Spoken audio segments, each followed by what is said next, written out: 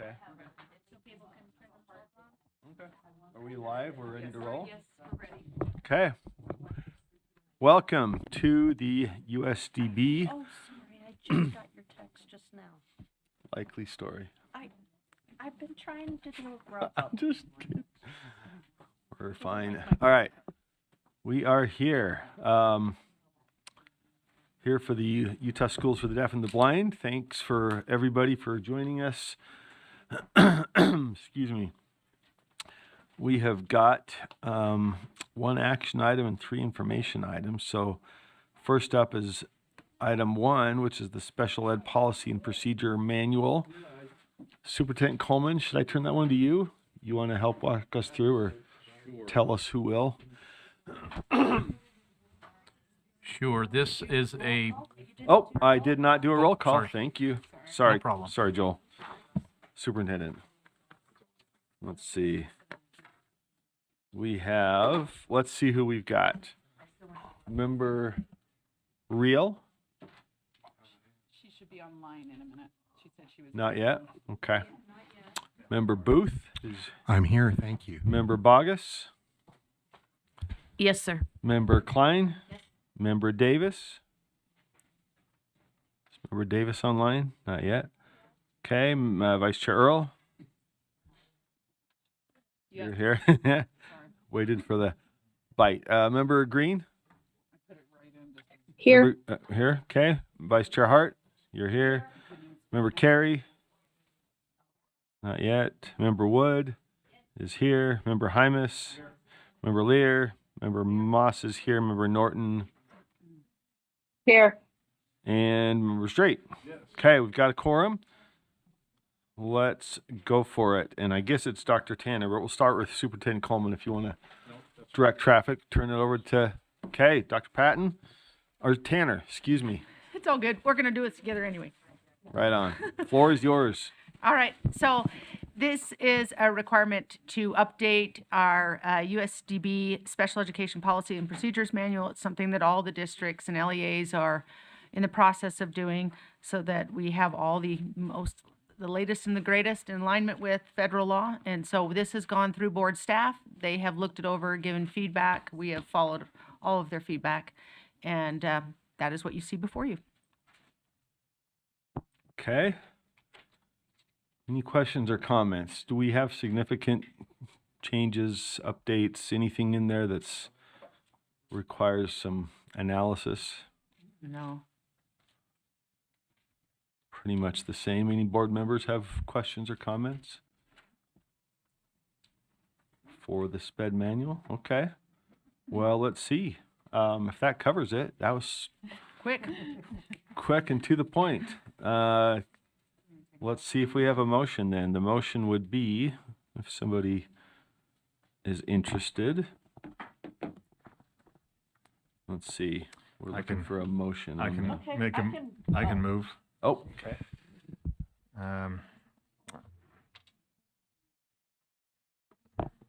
Well, the recommended action is that the board request for a board review and approval, but I don't know if that's It'd just be approval. a move to approve the Special Education Policy and Procedure Manual. Is there a second? Yes, sir. Seconded. Any discussion? And let's see. We're not using the system here, are we? Okay. We're old school. We can if you want, but there's a lot of people. Online, you would have. Yeah, we'd need a roll call anyway. Okay. Okay. Let's do a roll call. So the motion is that the board has reviewed and approves the Special Education Policy and Procedure Manual. Member Real, if you've joined us. Doesn't look like she's here. Member Booth. Yes. Let's see. Do you have these civil or should I? Oh, Kel, somebody's got them. You got the votes? Okay. Member Booth, Yes. Member Bogus. Yes. Member Klein. Yes. Member Davis, if you're with us. Vice Chair Earl. Yes. Member Green. Yes. Vice Chair Hart. Yes. Member Carey. Not here yet. Member Wood. Yes. Member Hymas. Yes. Member Lear. Moss is a yes. Member Norton. And Yes. Oh, and Member Straight. Yeah. Okay. Well, thank you. That was quick. Back to, let's see. We go into Superintendent. We're going to Director Impey for the monthly budget update. Okay. Good afternoon, everyone. The financial reports for the first 3 months, they ended September 30th. The good news is we continue to remain financially solvent. So all is well on the finance side at USDB. The revenues flowing in for the first 3 months is about 12.4 million, and I'm just rounding up. It's on this financial report that Dr. Tanner has pulled up. Our expenses, rounding up, are about $10 million, so that's giving us a surplus of about $3.4 million for the year so far. The number of students served is, as of September 30th, was 302. The number of services, students receiving services is 1,925, and the total number of services being provided to the students is 3,683 for a total of 5,910. So it's been a busy 3 months on our campus. Our land grant enrichment fund balance is 85,542. Our donated fund balance is 266,655, and our foundation balance is 1,125,000. On the next 2 pages is the budget status report that gives all the supporting detail of these numbers that are summarized on that financial report that we just discussed. Maybe before we go to any questions anyone may have, Mr. Chair, maybe we just do the next report, the enrichment fund report. Sure. Basically, you've approved just about $1,049,000 for the year. The advisory council recommended it. You approved these projects. We've spent about $221,000 this year, having a remainder of $828,000 that we will spend throughout the rest of the year, or will attempt to expand throughout the rest of the year. So that is our financial report. Everything looks healthy. I just want to give special recognition to Scott Jones and Deborah Jacobson and your staff, who continually provide excellent support to us, and we appreciate their contributions. So that's my report, Mr. Chair, unless there's any questions. Board members, I see a light from Member Bogus. Thank you, Mr. Empey, Yes. correct? I just want to clarify, and for the public too, that these enrichment projects don't cost your students anything. No, Board Member Bogus and Mr. Chair, they come from the land grant trust funds. And so that's the money that the founders of the state set aside. And so it's the sale of the land, it's the oil and gas royalties and the rents that have produced the income. And the state then transfers a portion of that royalty income over to us. And it's about $1 million. Let me go back to this report. We anticipate receiving $1,018,000, or $1,001,000 this year from them. So there's no taxpayer dollar expended on this. I guess I was meaning for your students. There's no out of pocket for your students. No. Yeah, I wanted to confirm that. Thank you. Okay, any other questions or comments?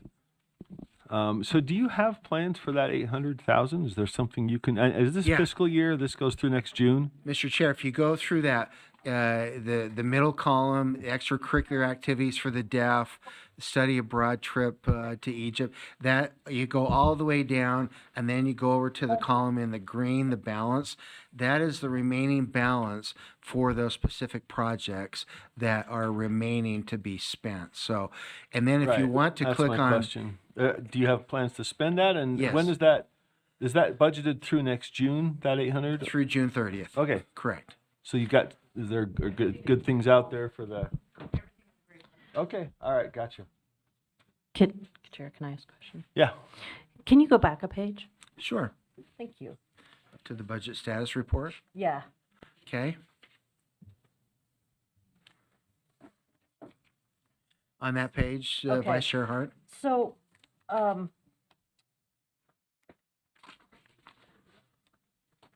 just trying to make sure we don't end up with a surplus, and end up with a large carryover. Is that money budgeted? When you say, let me just have you clarify, are you talking about our carry forward funds that we currently have in place? No, I'm asking about our current year budget. Yes. Or our current year expenditures, Okay. keeping them online so that they don't result in a carry forward. That's kind of, it's an art and a science kind of a proposition. We start, as you may all recall, at $0 budgeting. And then we make each cost center and agency department within USDB justify those dollars. 80% of our total expenses are payroll. So if we have turnover and we can't replace people or we can't hire people, that is generally some of the major source of any carry forward that we have. The expenses, we used to meet monthly with the associate superintendents and their directors. We've changed that to bi-monthly now because everyone is doing such a good job controlling their expenses. So the wild card is our capital projects, which unfortunately in the construction environment that we're in, there's so much projects being bid out. We have a hard time getting construction companies, number one, just to bid, two, to give us a reasonable bid, and then three, willing to get the work done. So between the labor on our workforce, which is about 80%, the construction projects, and then the spending is really just about of the current expenses by the operating budgets, it's only like about 9% of our budget. Those are the three areas in which we have carry forward. And so we want to make sure we budget conservatively on our revenues, aggressively on our expenditures. So we do have a surplus, but we want to try and manage that. And there's just so many factors that we don't have direct control of. It may result in carry forward surplus at the end of every year. But we're limited as to how much carryover we can have. Correct. 5% of the previous year's revenues, and that's about $2.6 million. Can I make a comment? Yeah, I'll be discussing the carry forward a little bit more in my great. superintendent report Thank as well. you. I appreciate that. Thank you. You're welcome. All right, any further comments, questions? Okay, back to you, Director Empey. And if appreciate it. Have a good Thanksgiving, everyone. Thank you, sir. Appreciate it as always. Yeah, gosh. Back to you, Superintendent, or no, let's see, over to Dr. Tanner for the audiology interpreter presentation. Correct? Thank you. All right, we're going to talk only about audiology at this point because it would have extended too long. So we're going to do interpreting at the next month. So we're going to focus on audiology services today. So if you recall back from our annual report, we have last year 2,627 services just specifically that we offered for audiology. I just want to give you a frame of reference. We currently have 8 audiologists. And as far as we're talking about carry forward and where those come from, this is an example of one of them. I have one of the audiologists who moved over to work at another department in the state. And so I have now looking for an audiologist. So that's money is being held for, hopefully, we get an audiologist. We serve birth to age 22. This is the most requested service that I get as the superintendent of the deaf, that I get contacts from the state or from the LEA. It's about audiological services. And this is probably the highest operating budget that I manage. And that's because there's a lot of equipment that goes into evaluating the students, making sure their assistive listening devices are working, making sure their hearing aids are working, if there's any problem with their cochlear implants. So all those kind of things have a cost factor to it. So with that, I'm going to let the audiologists, you're going to see two of the audiologists that we have here describing our services. Let's hope it gets sound.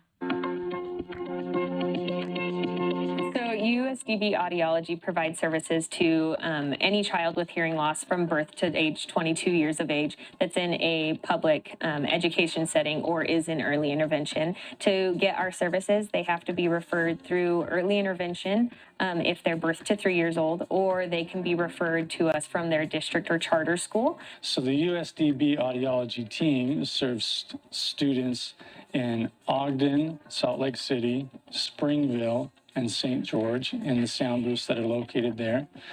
We also have a van that has a sound booth in it that we can take to other remote areas of Utah. Oftentimes, these students are not able to see an audiologist for many months, and therefore they have limited access to language, and this negatively impacts their language development. USDB Audiology provides treatment and evaluation for children with hearing loss throughout the entire state of Utah by providing evaluations, ear mold impressions, amplification, adjustments, and fittings, and then also helping with teachers in an educational setting so that they can understand children with hearing loss. So the goal of educational audiology is to support students with hearing loss by evaluating their hearing, listening, and auditory processing deficits that can affect their academic success, their communication abilities, and their psychosocial well-being. So we provide support for all teachers and teachers of the deaf throughout the state and in educational settings, whether it be a district setting, charter schools, or here at USDB, JMS, KBS, and EDS, so that they can help teach the students to the best of their ability while also providing the support the child needs to be able to have that appropriate education. So we provide amplification systems, classroom amplification systems, and personal amplification systems for children with hearing loss that can connect to their, they're called HAT systems, so it's hearing assistive technology systems that we actually can connect the child to the teacher so that they have a better signal to noise ratio, so that they have a better chance of hearing what the teacher is saying as opposed to the noise that's happening around them, so that they can grab educational content from the teachers. So for a student to qualify for audiology services at USDB, we request that the student fail 2 hearing screenings at their school district, with their school district, and then any school that's located in a district that is less than 3% of the statewide student population can receive our services at no cost, and then districts that have larger than 3% of the statewide student population can actually contract with USDB for all audiology services. Without these vital services, students with hearing loss would be severely underserved and unable to access their education. So by supporting these audiologic needs, we are able to close the gap for language deprivation in deaf children.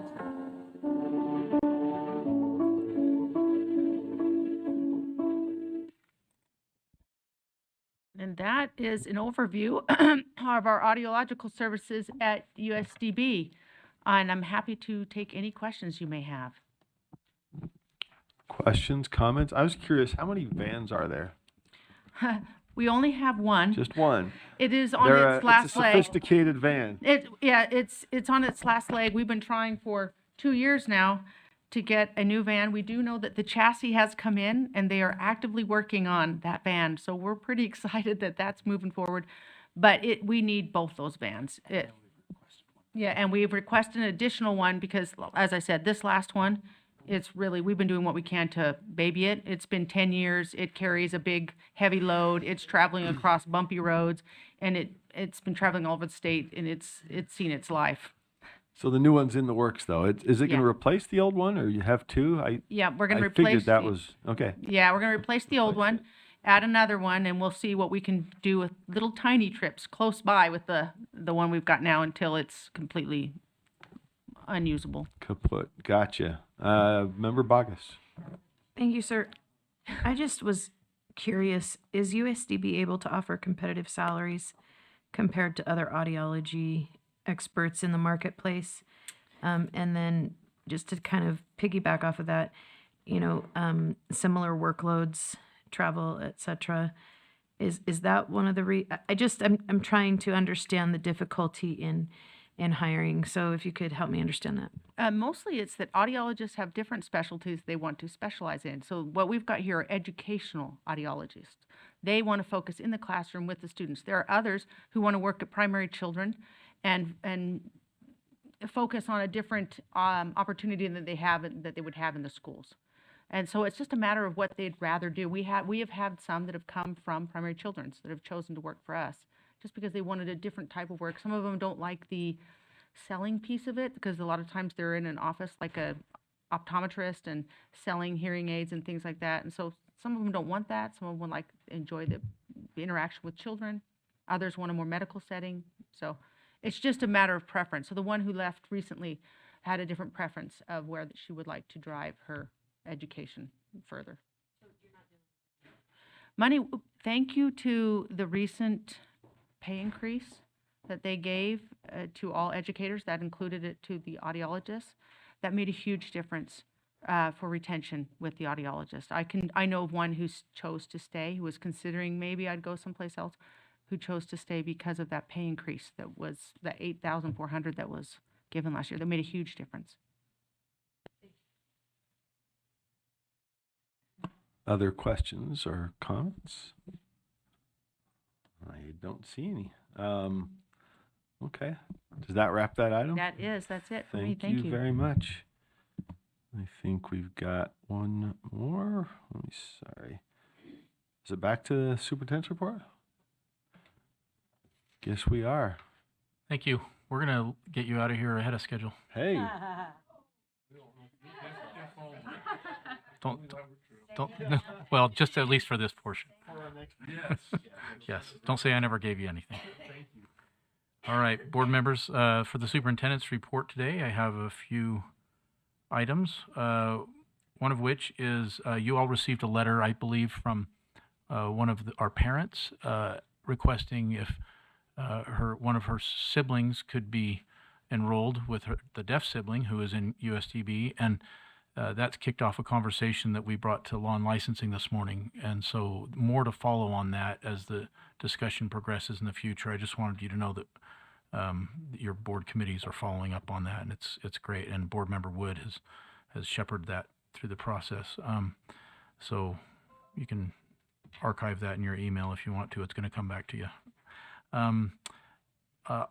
Also, next thing, an update on our building projects and funding.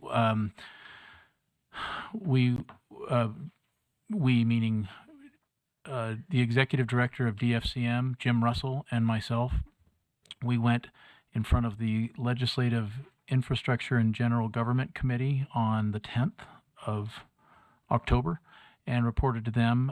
They're the ones that oversee most of the building projects for the state. We updated them. They wanted to know how much we had spent of the appropriation that was made 2 years ago. We told them 0, and that we're working on the building project and so forth. And so just wanted to let you know we went there, and there's nothing to follow up on that. It was just mostly, I think, informative for them. The last item I have has to do with our own funding requests. And as Director Empey was answering Board Member Hart's questions about carry forward, just thought I'd update you on our process. We just this week, just a couple days ago, actually got the finalized number for everything from the previous fiscal year that closed out, right?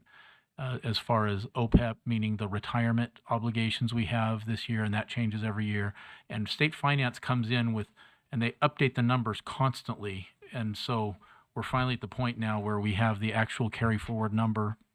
And really just yesterday, thanks to the great help of Scott Jones and Deborah Roberts on your staff, I'm sorry, Deborah Jacobson, Deborah Roberts, that's Leanne's sister who was the chair of the board when I was on the board. Wow, that's funny. Oh, your brain does funny things. Anyway, so we actually know, and I'm going to be bringing back more information to you on exactly what the carry forward numbers are moving forward. As you know, we've probably mentioned it previously, but we have carry forward that has piled up because of the difficulty in executing a lot of these large projects, which we've been trying for several years. Superintendent Tanner mentioned 2 years on the audiology van, it was actually pre-COVID, so it's been more like 4 years that we've been trying to get that one item. And so anyway, year to year, we have within the 2.5% allowable, and a lot of that is obligated by projects that you approved this past spring for our carry forward, and it's gonna come in. I mean, we are actually within $1 million. We can carry forward almost 3 million, 2.7 million or something.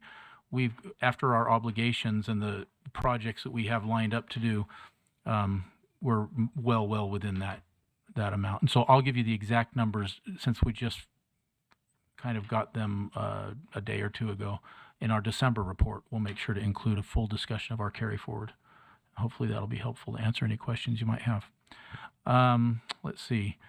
Anything else?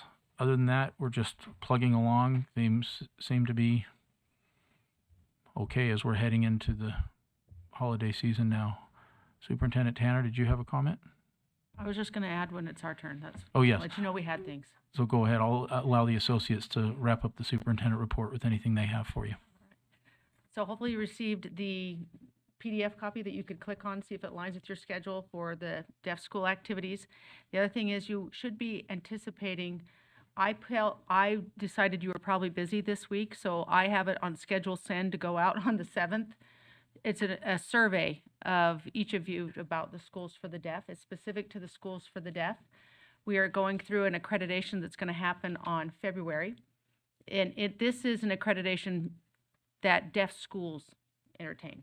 And so this will be like letting your mother-in-law come in and look at your house. That's how it is. We got some serious, intense scrutiny that we're going to get. And so I'm really excited about it because they know and they are in the know, so they can give me some great feedback on how our schools are doing. So in order to do that well, we like to survey everybody, and that includes this board. So I just thought it'd be nice to I sent it to all the parents and staff last week. I held off on sending it to you guys, considering you probably had board packets you were reading and getting prepared for. So expect that next week, and I would really appreciate your feedback. It will take a little bit of time, and you just select that you are a governing board member, and then it will take you to the questions that are appropriate to you, which are basically all of them.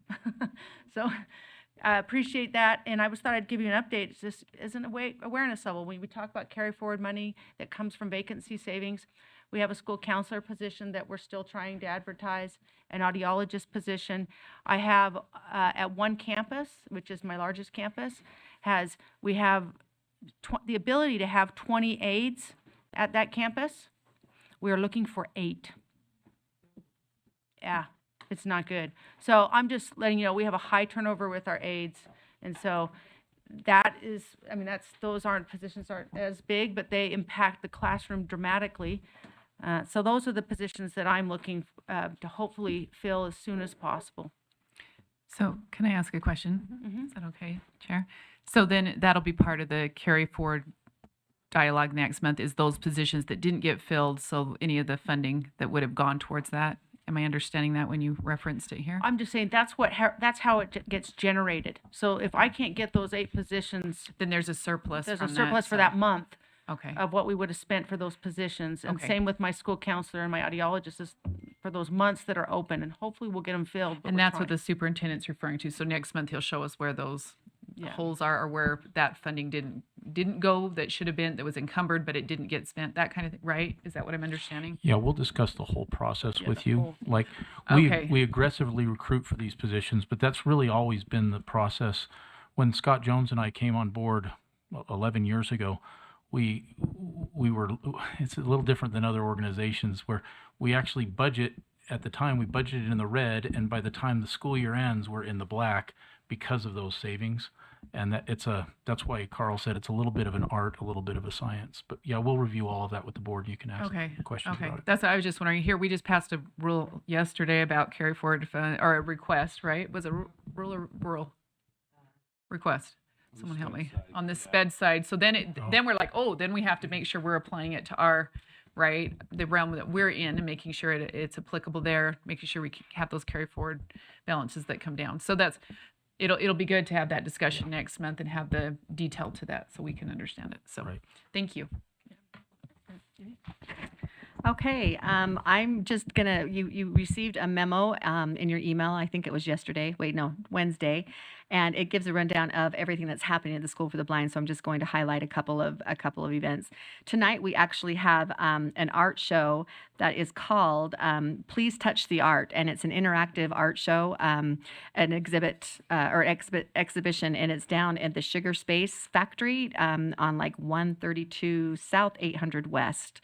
And it's tonight from 6 to 9.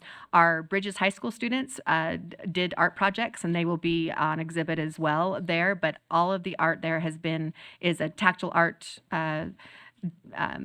presentation. So it's a different art presentation, and our Bridges kids were so excited to be involved in that. I'd love to back her up on this. This art is amazing. I would love some in my home. And Yeah. they do a fantastic job. It's pretty incredible. And the individual who she received a grant through Salt Lake City, and she is wanting to pair with us or partner with us, and also with some outreach students to expand her exhibitions, and so we're excited to be a part of that. So I wanted to make you aware of that. The other thing I wanted to make you aware of was we have a Luminaria event down at Thanksgiving Point on November 15th, and we had such a big showing, or a big people wanted those tickets, and we actually Thanksgiving Point granted us or gifted us 400 tickets, and which was wonderful. We've got a fantastic partnership with Thanksgiving Point. Those tickets went in 2 hours, and so we now have over 480 people on a waiting list. So we have added another night, and that will be December 13th, which we will give the people on the waiting list the tickets first, but then others will be able to access those tickets if there are any more available. So I wanted to make you aware of that. So we have the one on November 15th and the one on December 13th. The tickets will not be available until November 18th for the 13th date in December. So I just wanted to make you aware of those two things. Those are our kind of high profile ones, but you have a list of things that we're doing. Those, I wanted you to know that the memo that you get goes out to all of the teachers of the visually impaired statewide, so that the teachers, whether they're teachers of USDB or they're teachers in a larger school district, they get that and can disseminate that to the families, so that we're trying to reach as many families as possible and making sure that everybody is aware of what's happening with enrichment funds. So that's all I wanted to share. Are those events all in the email that we should watch for then? Okay. Yes, those are all, and there's also a place you can click on if you would like a ticket. Because it would be wonderful if any of you wanted to come and interact with some of the families. The one on the 15th, this is another great thing that Thanksgiving Point has done. They have let us come to their employee night, which is the night before any public, that they go public. And so it's just their employees and the School for the Blind as far as the tickets are concerned. Last year they gave us 300 tickets, and you can imagine that went like that. But this year they said let's do 400, and they went like that. And a lot of times Luminaria is such a great event because this is a place where families can get to know one another in a social setting, but also kids interact with one another, and it's just a really, really good opportunity, mainly for the networking for families to be together. And they also know that all of the families are there with the student with vision loss. So it's pretty cool. So that's all I have. Very cool. Thank you. Any more comments or questions from board members? Okay, well, thank you. That covers it. Thank you very much, and have a great weekend. Yeah. Absolutely. Thanks for all you do. It's always inspirational and informational. So appreciate you being with us. Have a great one, and we'll see you at some of these events, I hope. Okay.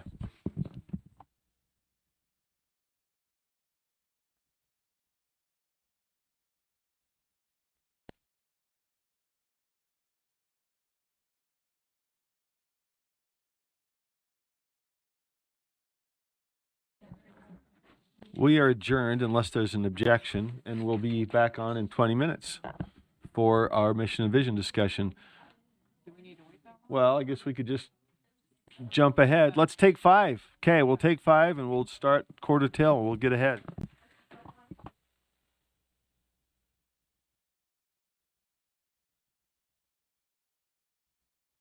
Gotcha. Okay. Member Booth is here. Member Bogus is here. Member Klein is here. Member Davis, I know, is here but stepped out. Vice Chair Earl. Member Green, are you with us still? I'm here. Okay. Vice Chair Hart is here. How about Member Carey? Okay. Are we expecting him? Anybody know if Joe's? Okay. So let's see. Member Woods here. Member Hymas is here. Member Lear. Member Moss is here. Member Norton? In a quarter mile. I'm here. Okay. And you're about to turn left. All right. Member Straight. Okay. All right. We do have a quorum. We're missing only, I think, Member Carey, and then Member Davis stepped out. But okay. We are here to conclude one step in our process. We've had some great discussion. It's gone from brainstorming to concepts to a number of great ideas swirling around. And our objective here is to conclude our mission and vision section of the strategic planning process so that we have a mission statement with various subparts that have been kicked around, and a vision statement, including some subparts that have been kicked around.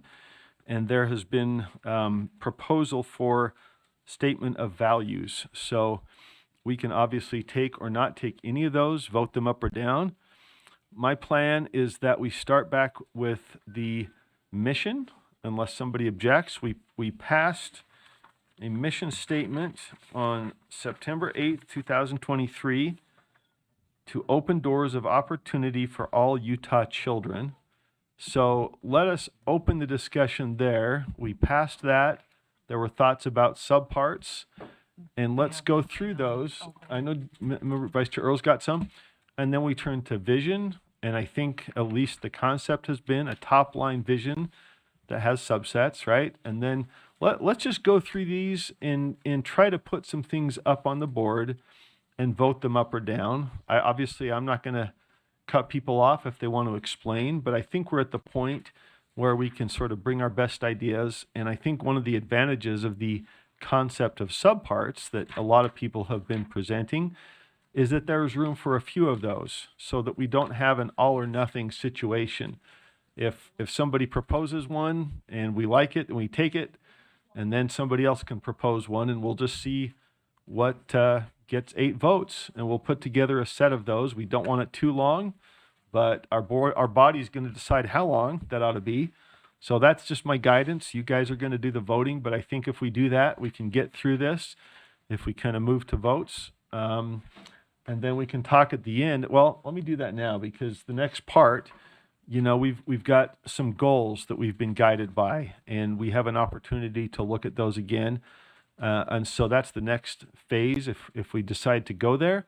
The other thing that I'll suggest is that there are groups outside that are talking about meeting regarding the overall vision for Utah education. And I'm not suggesting a particular direction, but we had Envision Utah reach out to us. There are other folks reaching out. Governor's office is keenly interested. The legislature is interested. And so there's 2 parts to this, I think. There is the overall vision for Utah education, in which a number of stakeholders are interested, and the legislature has articulated some ideas that we've tried to incorporate. I know different members have brought ideas from that list into this discussion. We have a particular place in that, an important place, as the Utah State Board of Education. So what we do here doesn't necessarily have to set the agenda for all of Utah education, certainly related, but we have an agency-specific role. Again, this is kind of just my characterizing conversations. We as a body are going to decide this, but I want to point out that there is a broader conversation out there. So where do we fit in? That's partly what we're discussing here today. But I think we as a body can set our own mission and vision, internally, talk about what we do and how that's going to serve the students of Utah. And then we might step back and see how that relates to the broader discussion. But that's up to the body. I'm just kind of framing some conversations we've had. So with that, we had a mission statement that was approved to open doors of opportunity for all children. Let's open the floor to talk about mission. I saw Vice Chair. Well, let's see. I saw Member Booth and then Vice Chair Earl. Yeah, go ahead. Let's go with Randy. You were first on the light list. Do we have? Thank you. You're on. I think we're on auto mic now, right? Okay. Great. I would like to move that we have a slight adjustment to what we approved before.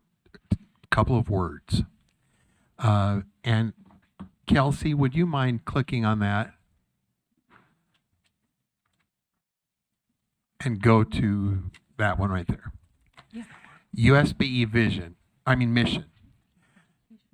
I move that we add 2 in front of open, to open and not just doors of opportunity, but education's doors of opportunity for Utah's children.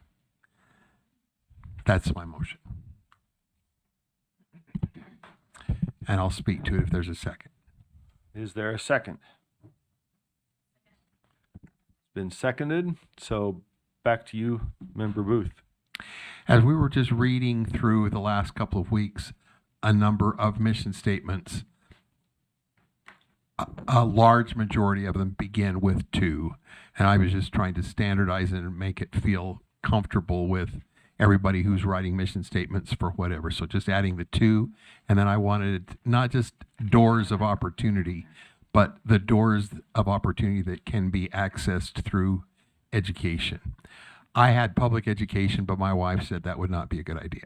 So to open education's doors of opportunity for Utah's children is my motion. Okay, it's been seconded.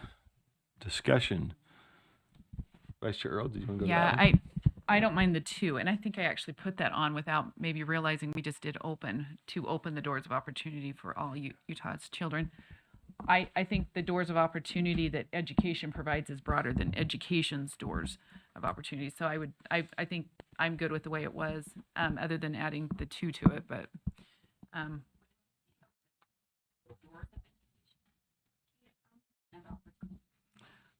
I don't know. I don't care for the education's doors because I think it's broader than that. Yeah. Okay. I was just making sure. Was it? Was 2 already on there? Okay. The mission, as we articulated it, was to open doors of opportunity for all Utah children. So the addition is education's doors. That one word, education's, correct? Okay. So discussion of the motion. 2 is already there. Education's, changing doors to education's doors. Any other discussion to that motion? Member Bogus? Well, let's see. Am I skipping anybody? Member Bogus. So I would argue against the motion because when a government agency decides which doors open through the education system, I think we've missed the point of freedom.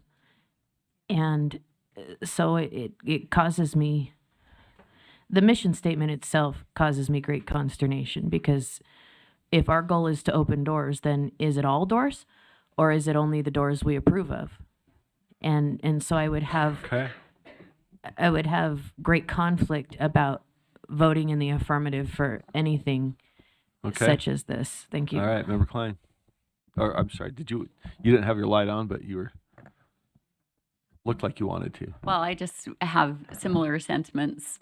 Are they opening wide to all opportunities or to certain opportunities, to certain pathways that are prescribed by the system? And it should be that it opens it wide to whatever students choose to do instead of putting them on opening doors to certain pathways.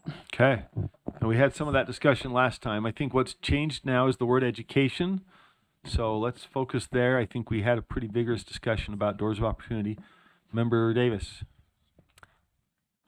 It seems like the question before is like, what doors of opportunity? Someone asked, can't remember which board member it was, but this kind of defines which doors. It's the doors that education opens, and it's doors of opportunity that the students then launch off from and live their lives with great choices. They choose, so many of their pathways forward, and these just education opens doors for them to have greater choices of all the things they want to do. So I would support the motion. Okay, any further final discussion of the motion? If not, let's vote. The motion is to add the word educations in front of doors. Point of information. Yes. Was adding the word to just a friendly addition? Turns out it was already there. Oh. So that was not needed now, and we're good. So it's a single word. I'll just say,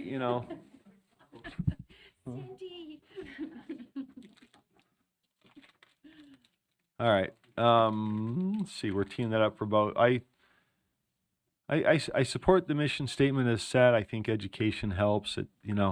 The ambiguity, frankly, is a good thing for me. It's opening doors, and students decide what to do with it. So let us vote. Did you have a final? We spoke to it. Let's try to keep it to one. We're going to go through a number of things here, and we do want to leave at 4.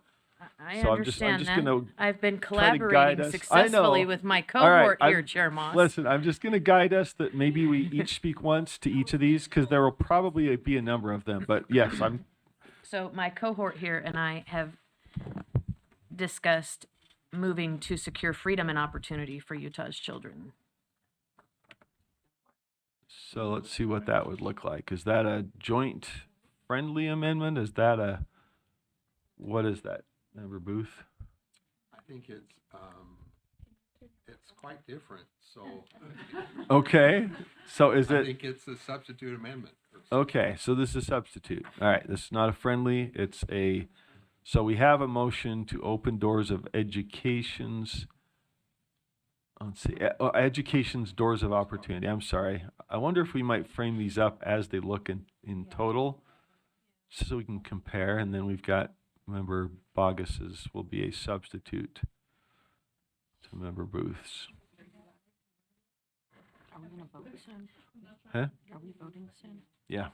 Okay. Now. I have to get chocolate. We'll wait until after a vote.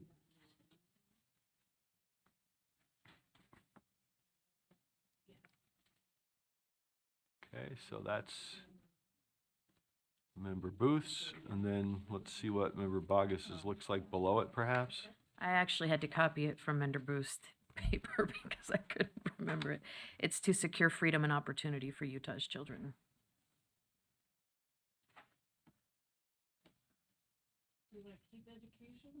No.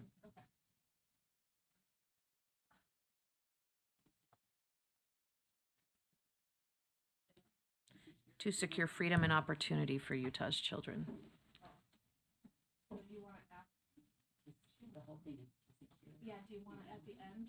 No, that's the whole thing. Just start with to secure.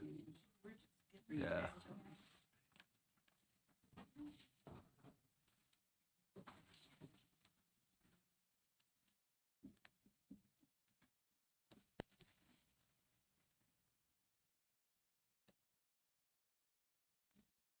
Ooh.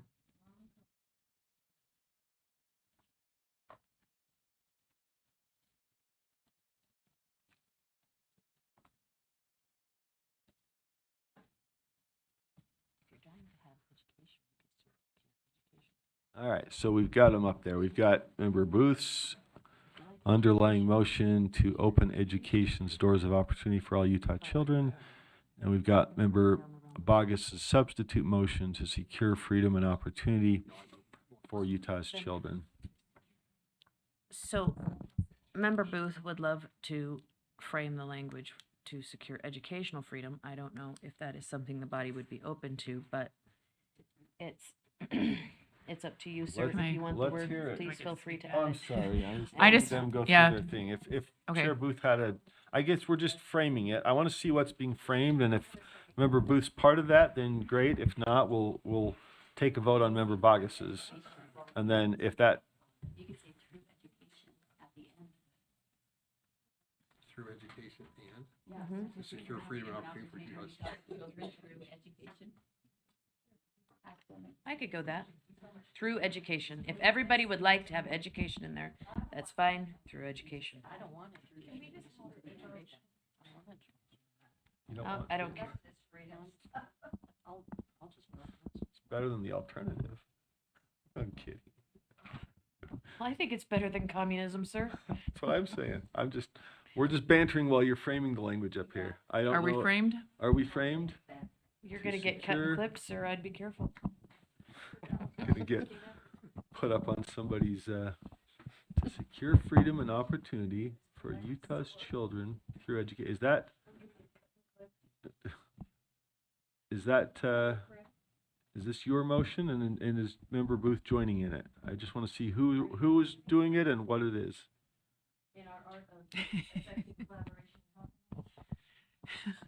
All right, let's not, badger somebody. All right, I need to stop. I'm being too informal here.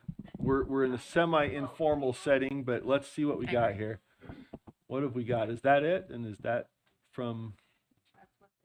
Okay. And Member Booth, is that a friendly to yours, or do you want this to stand as Member Bogus's and then see where it lands? Okay, no doors? Well, on this one, unless we go back to the original. Can I voice my opinion? Yeah, I just want to know who. I would vote, okay. I I like the original one the way it was. That's my opinion. All right, so Member Bogus, this is yours. I'm not hearing a sign off from Member Booth, so I think what I'm hearing is this is from Member Bogus, seconded by Member Klein. Am I hearing that right? Yeah. Okay, and then we can debate it and see what happens, and then go from there. So I'm sorry, Vice Chair Earl, just want to make sure. I like the original. What we have. Didn't we already vote on? We already voted on something, so there's a bringing back, Okay. and that's, we didn't categorically say we couldn't go back to the top line statement, so that's been proposed. But the original was just to open doors of opportunity for Utah's children. Okay, any further discussion though? We've framed it up and Member Straight. I just want to make certain I say this because if you vote against this first one, I am not, if I chose to do that, I am not saying that I am against securing freedom and opportunity. I'm going to take a little lesson from Carol there.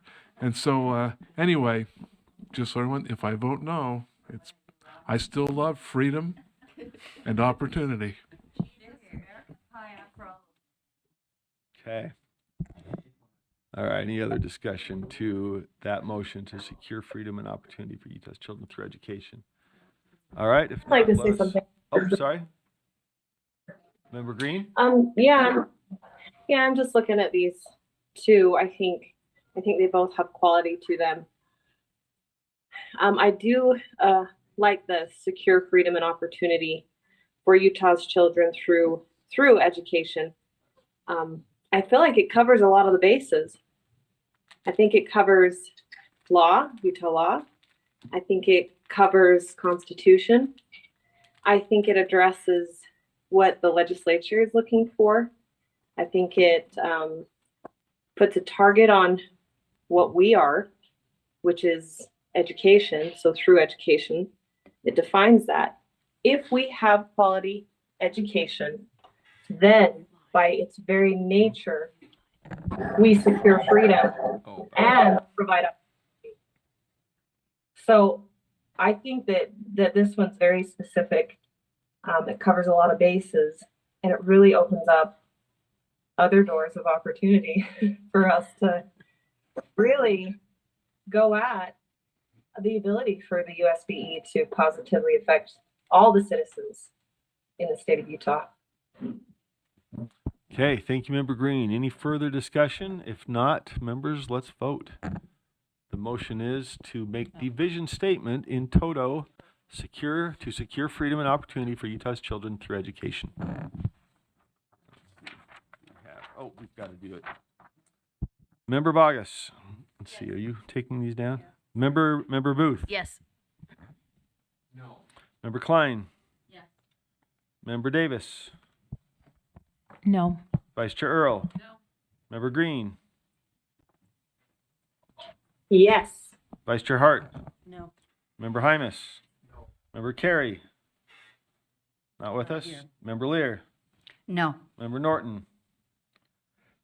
No. Member Reel. No. Sorry? No. You're just a bit muffled. I No. want to make sure I don't record it wrong. Is that a no? That is a no. Vote no. Okay. Member Straight. No. Member Wood. Member Moss is a no. That fails. Let's see. We've got 14 of us here, so that's 11-3. All right. So back to Member Booth's motion to add education in front of doors in the mission statement approved on September 8th, 2023, which would then read, to open education's doors of opportunity for all children. Any further discussion to that motion? If not, let's vote. Member Bogus. It's grammatically incorrect. Thank you. Any other comment or question discussion? How is grammatically incorrect? So it implies that we are the ones doing the door opening. There's an implied subject there. So when you imply a subject, then the agency is required to open the doors. And it is not the agency's job to open the doors. It's the parent's job to open the doors. It's the agency's job to provide the service. Okay. And then we've got, again, the whole idea of government-approved doors is just interesting to me. Grammatically incorrect. Okay, anything further discussion? Grammatically, metaphorically, any and all discussion is wide open. Member Davis? I think it might be, is that philosophically different for each person, but, I mean, technically they are the doors of education, education's doors are providing this opportunity. We are opening education's doors to provide opportunity for all Utah children with the things that we do here and the things that we hope to support in the field. Okay. Let us vote. Oh, I'm sorry. Yeah, so this is Member Booth's motion, which is would the mission statement would now read, to open education's doors of opportunity for all Utah children. Start with Member Wood. No. Member Straight.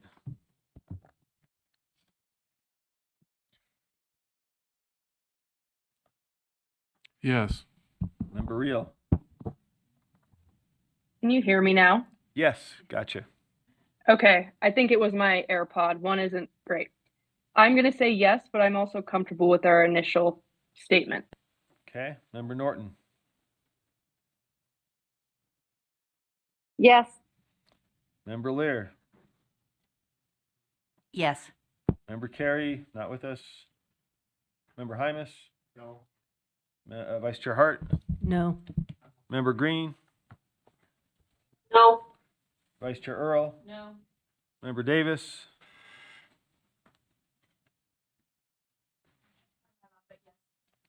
Member Klein. No. Member Booth. Yes. Member Bogus. No. And Member Moss is a no. That fails with 6 in favor, I believe. Correct? Yes. Member Straight is a no. 5 in favor. Forgot which one. Okay. Did I get that right? 5 in favor, which would mean 11 against? Yeah. That's Okay. good. Okay. All right. I'm ready for That motion. fails, which brings us back to where we started from last time, which is the mission statement that's been voted for is to open doors of opportunity for all Utah children. Do we have motions for subsets or other concepts? Vice Chair Earl. I do. Sorry. I'm That's getting all there. right. But we had, and just, I want to clarify, because we'd previously made a motion to do each thing categorically, right? Like Right. piece by piece. Am I right in saying that? So, which we probably need to honor that. Would that be correct, Michelle? If we Do we have a previously, motion to- I know, on a previous meeting, we voted to do things piece by piece. Would that still carry over to this motion, to this meeting? Meaning that now Or we can have, I make a motion that has several pieces in it where previously we'd voted to go piece by piece? I think piece, What's that? Okay. okay, it would require a motion though. So what we did last time was we voted, I think, to now go piece by piece, which means if somebody has a piece of the mission, let's tee it up and there's room for more than one. And so hopefully we come together with some things and, you know, a few things, whatever that magic number is, that get 8 votes. And there's room for some variety. So is that where you were going? Yeah. Okay, back to I Vice Chair Earl. just make a motion that we put in the language under, just in association with our, to open the doors of opportunity for all children. Students will have the knowledge and skills to participate in civic responsibilities, to uphold, it's the, Is this a mission or vision? Blue. That sounds like the vision. I didn't say either one. Okay, I'm not saying what it is. Let's frame this up, folks. We got to have a mission and a vision, right? The mission is what we Yes. do and how we do it. The vision is what we aspire to, the picture of the future. So what we do and how we do it, at least what we voted for, was a mission to open the doors of opportunity for all Utah children, which is what we do. And then we were going to talk about how we do it. Am I off base there? The vision then is what we aspire to, or the what picture of would the this be? future. What would you call this? A vision, What's this? a mission. I have a mission piece motion ready. I would see this as the vision, what we aspire to. What do you want me to do next?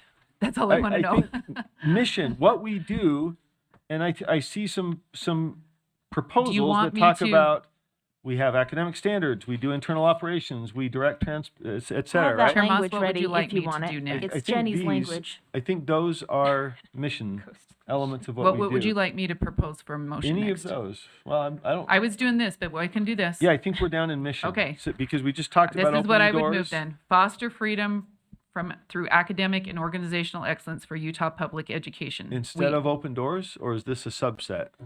I thought that was the vision. Molly. All right. Look. As we've teed it up in the past, we had a couple things coming out of. Let's go back to the original. This was in our packet that we started with. I wrote right? it right here. This is the So language the from the vision original. is what we aspire to. Right here. Right. The mission is what we do and how we do it. That's what I wrote So, right here. okay. I didn't put a term on it because we seem Right. to have this. So that would be the mission then. But we And haven't these voted would on be that elements of language. what we do and how we do it. Okay, would you like me to move this next? Well, if that's, yeah, I think hold on. I think the idea was we were going to frame a top line mission statement, which we've now voted on Yes, as the open doors of opportunity. yes. Right? And then we were going to talk about how we do it. So what we do and then how we do it. Okay. Superintendent Dixon, help me out here. I'm trying to stick with the original kind of framework we set out. Oh, yeah, let's see.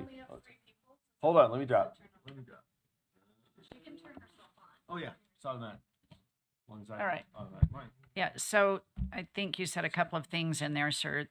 So you start first with the vision, where are you going? And then mission is how you do it, how you get there. So I think So we that's need to go part of the backwards. confusion. Because if you're leading with mission, which as you just stated correctly is how you get there. So that's what we voted on, is a mission statement. So maybe we need to go back to the vision first. Is that what you're suggesting? So we need to frame up a vision and we come back to the mission? Fair enough. All right. Opening doors for opportunity is what we do. And then how do we do it? And there are a bunch of subsets floating around out there of how that people are proposing, as I understand it.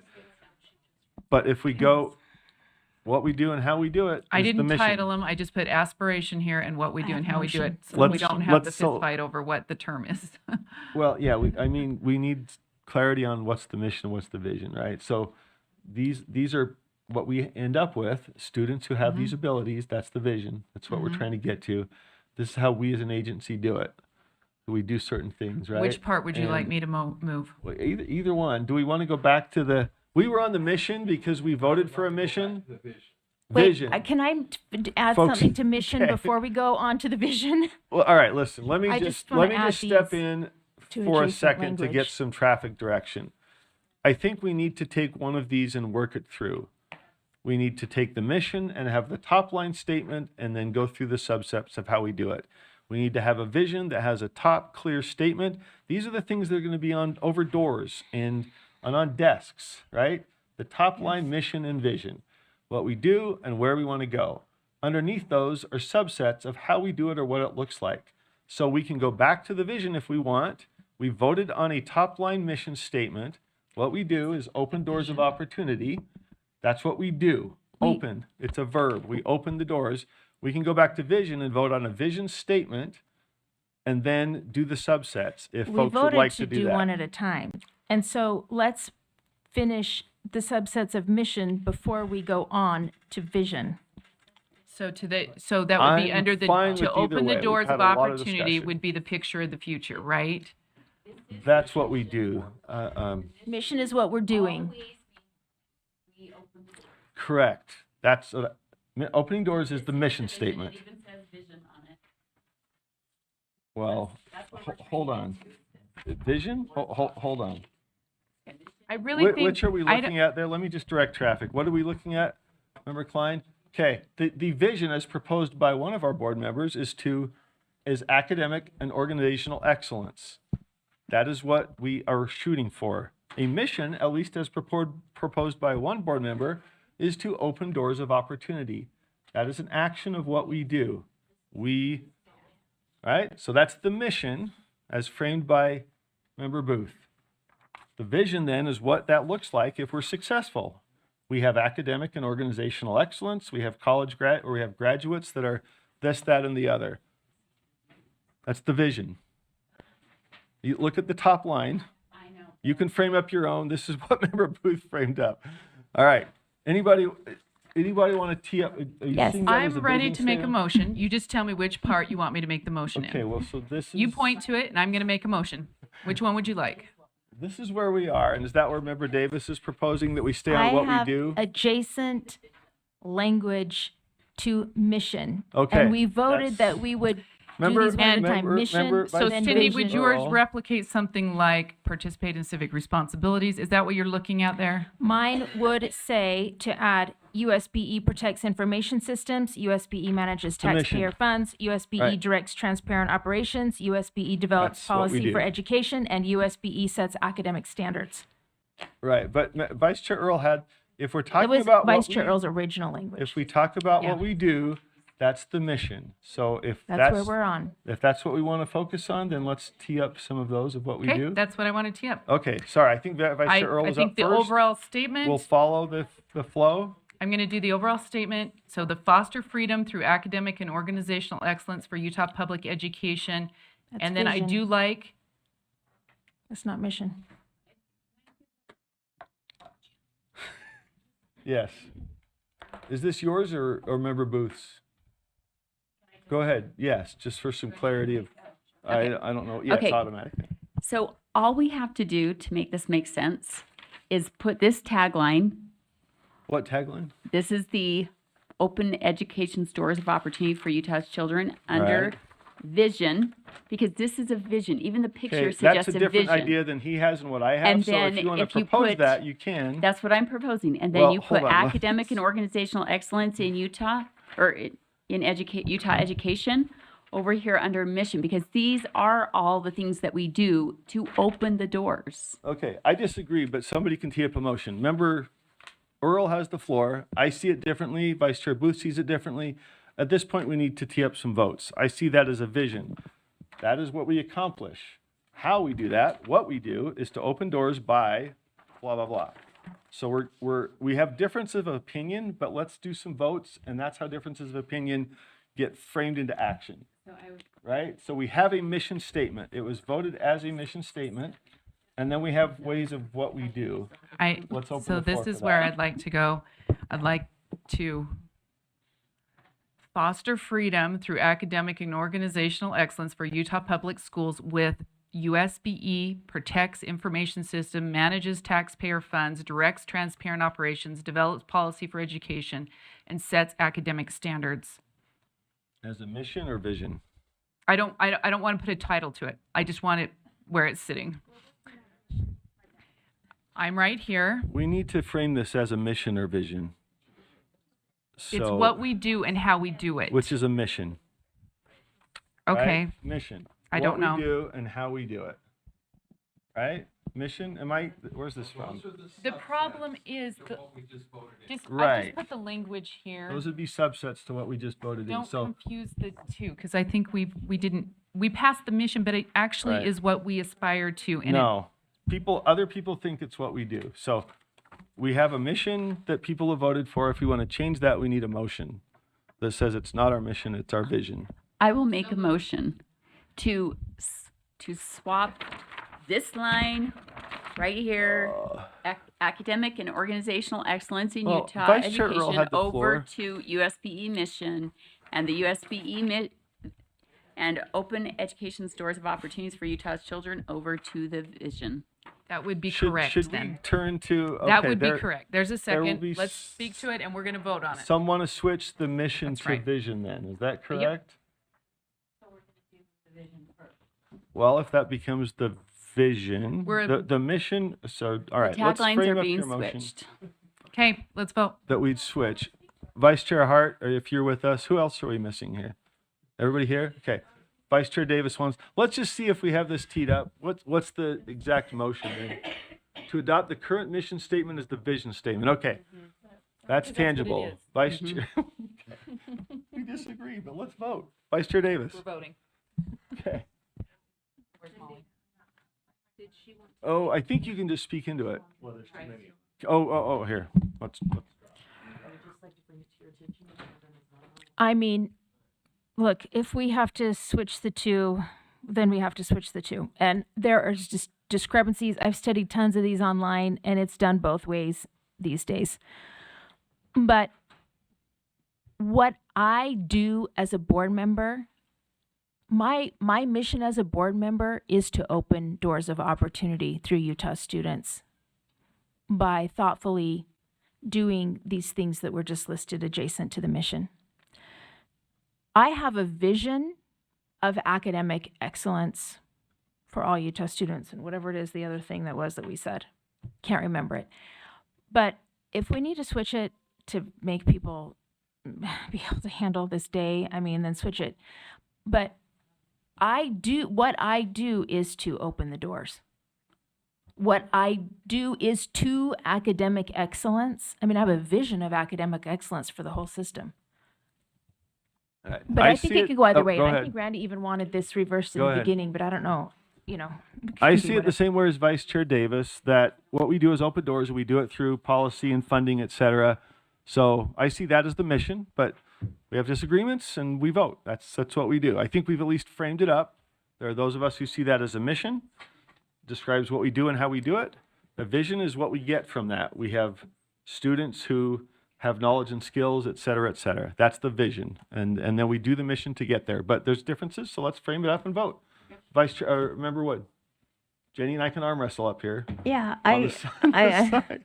I'd be careful.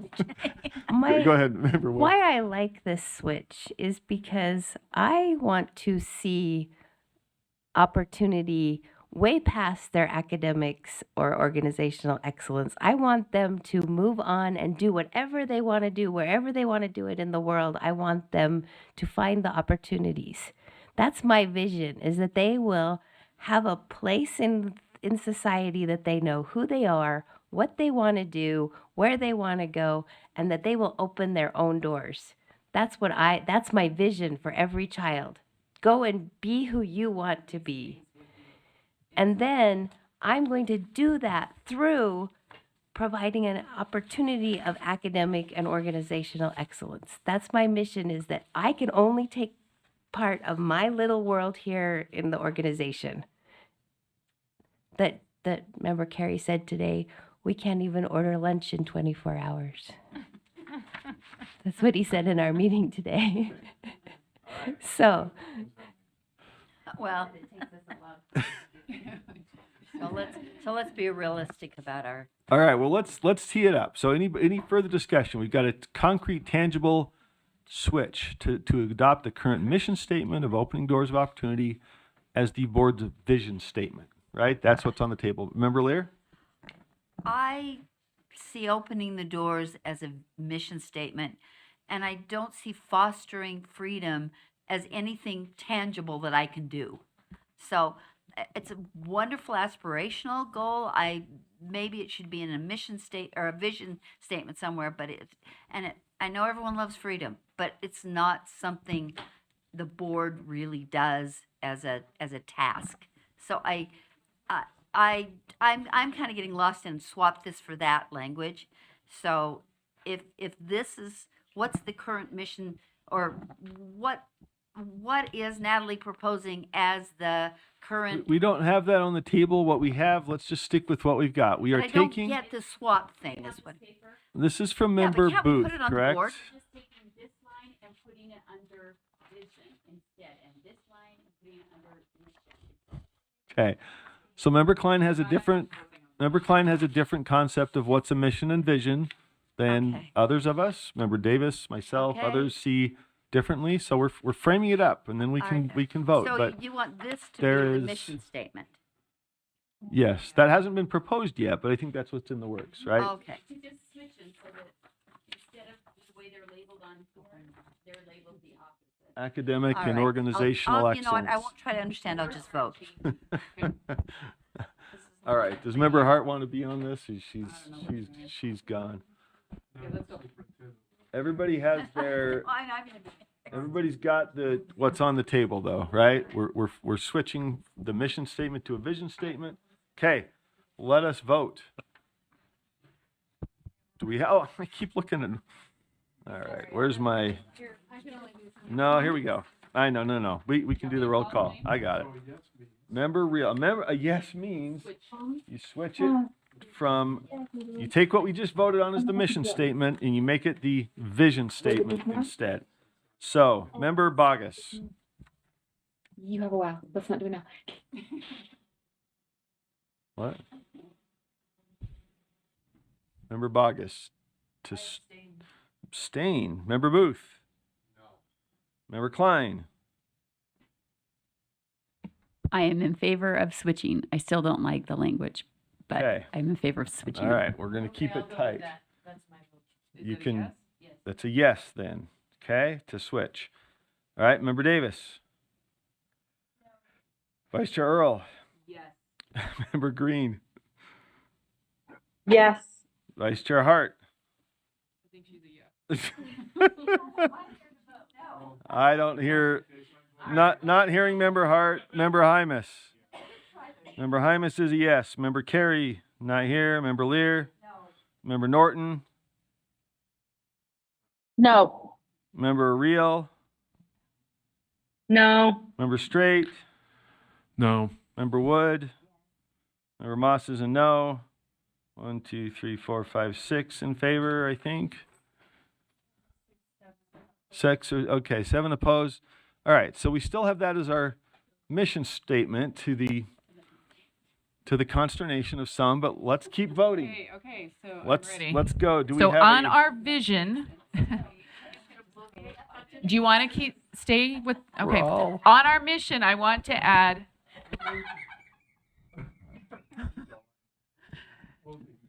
Cindy.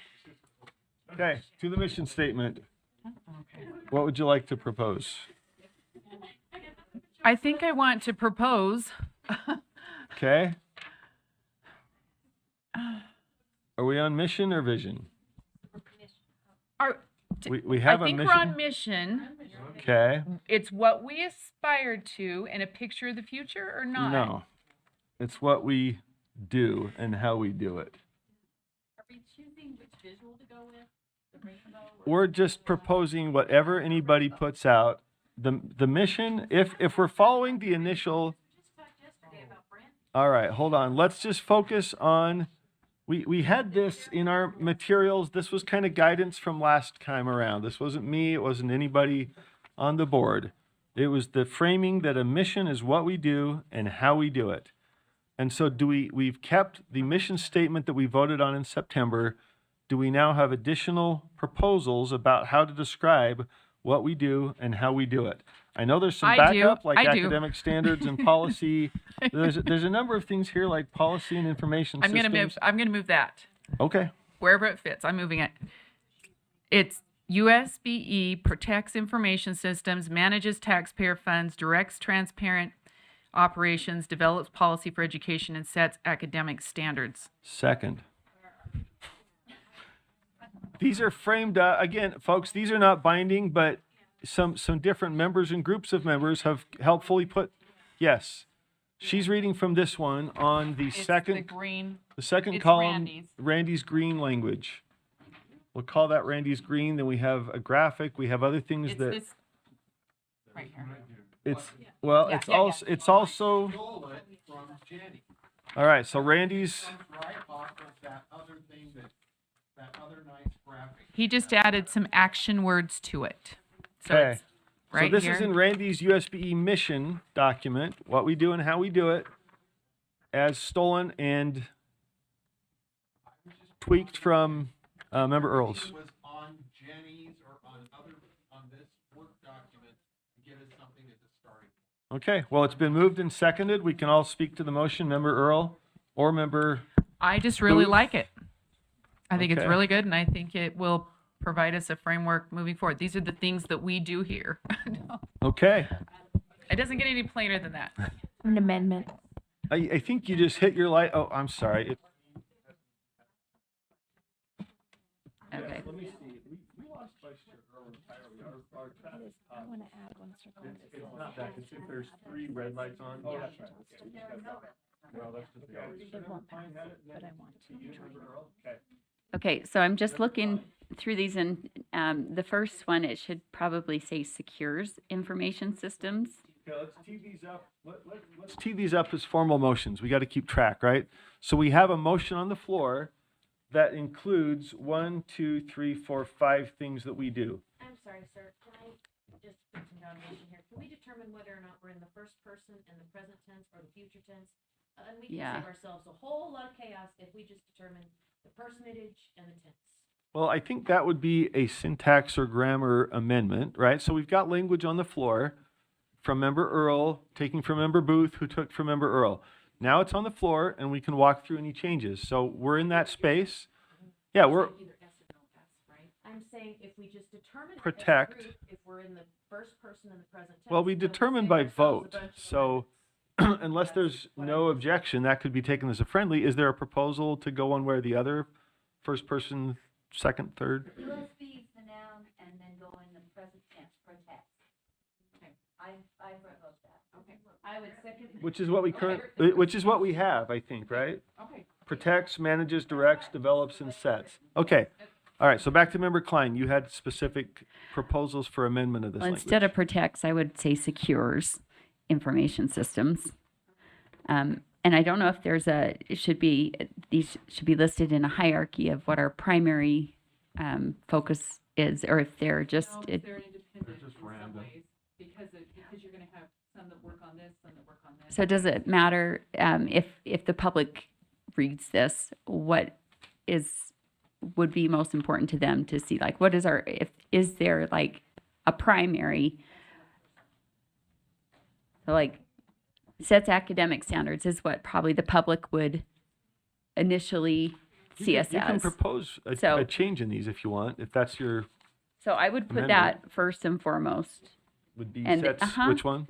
Put sets academic standards at the beginning. Okay, so this is the And then amendment. Let's just tee up a couple and, do you want to do these separately or together? You obviously run the risk that some like some and not others. Do you want to just, I'm fine. I don't have a lot of changes. okay, Probably let's just go with that.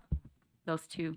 okay. I So we've think we got, should go one by one, and then we can know the ones that we're all okay with and just be done Do with you have those. any other changes? No, I just Okay, you wanted got those to two, so put let's- the one at the beginning and then secures can on we the other. tee those up separately, member Klein? the last one. Secures academic standards at the beginning. So member Klein, can we tee those up separately? You've just I'm got fine two. with that actually. I just That That's gives us a fine. chance to to vote on So both. let's vote Okay. on secure. All right, so the first proposed amendment is to change protects information systems to secures information systems. Is that right? Okay. On that one, let's vote. Member Bogus. Yes. Member Booth. Yeah. Member Klein. Yes. Member Davis. Vice Chair Earl. Oh, sorry. I thought you'd left. changing protects to secures. Okay, so yes from Member Davis, Vice Chair Earl, Yes. Member Green, Yes. yes, Vice Chair Hart, Member Hymus, No. Member Carey, Member Lear,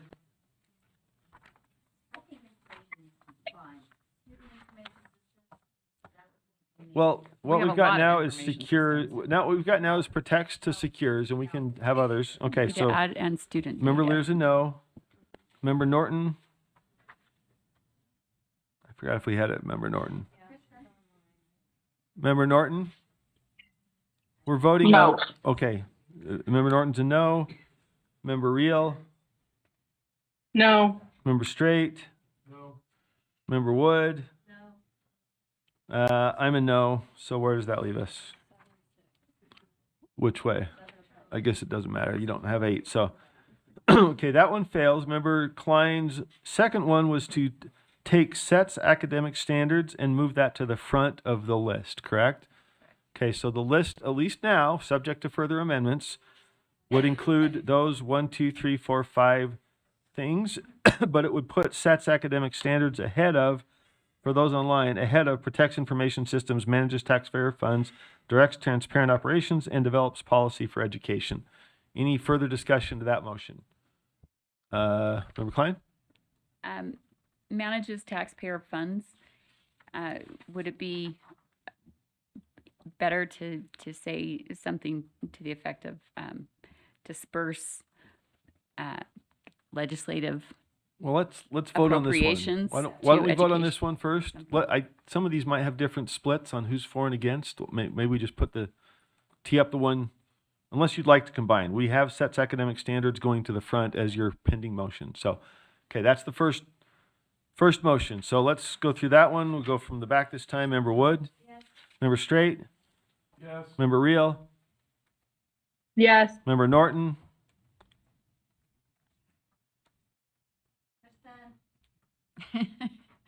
Yes. Member Lear? Yes. Member Hymus? Yes. Member Vice Chair Hart? Member Green? Yes. Vice Chair Earl? Yes. Member Davis?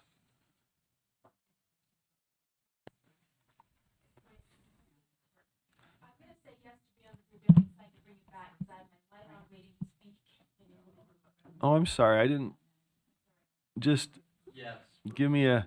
Member Booth is a yes. Member Bogus and Member Davis. Member Bogus? Sure. Okay. I'll take that as a yes. I'm a yes. That passes by something. So point of order.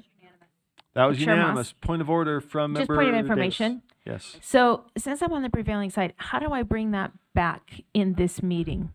Do I make a motion now or later? You can do it either way, I believe, as move long as to it's in the same reconsider meeting. that item.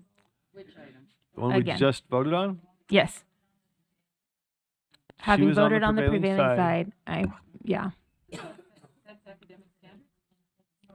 Okay. Do we need a second? It's the needs a managing, it's second. the taxpayer funds. We didn't lock that in. All we I thought did that's was what we were move. just voting on. We just moved to set. We just. Oh my goodness. We're not locking in all I the withdraw language. my motion. Okay, so we're back to, all right. So we have now moved SET's academic standards to the top. Otherwise, the language on this document or this document has not changed, if that makes sense. Member Klein, you had another motion regarding Yes. taxpayer So funds. I would add after manages and disperse. Manages and disperses Yes. to keep the tense. Manage. Okay, is and there a second? Just manage and disperse taxpayer funds. Well, we sort of locked in on a disperses, protects. We wanted some consistency Okay. in the language, so I think we all. That's fine. So if we're going to stick with that, it would be manages and disperses Okay. taxpayer funds. Is there a second for that? Seconded to you, Member Klein. You want to speak to that one? Well, we don't just manage funds. Like our main job is to disperse funds to the local LEAs, and then I mean we do How take about- care of contracts and or purchase things that way, but manages by itself doesn't really 'cause get to that's- the heart of the Okay. main function is that we disperse Oversee. So we the manage funds the within our- education Oversee, probably. appropriation dollars. We manage our Hall, own can I make a agency comment? budget. Sorry, were you on for this? Member Reel? Okay. Yeah, I just want to mention from my experience writing mission and vision, you do not have to be perfectly literal. The idea is that it resonates with folks. So you don't have to be technical and as literal in this writing. It's just to give them an idea of what you do, right? Just a reminder. Got it. Thank you. Okay. So manage and disperses, I like because we disperse some and we manage others. We manage our own internal budget and we try to do it well. Seems to make sense. Anybody else? Discussion to that motion? I do. A question. What about just oversee? Because that, but we do more than that. That's why. Oh, overseas. Oh. Go ahead.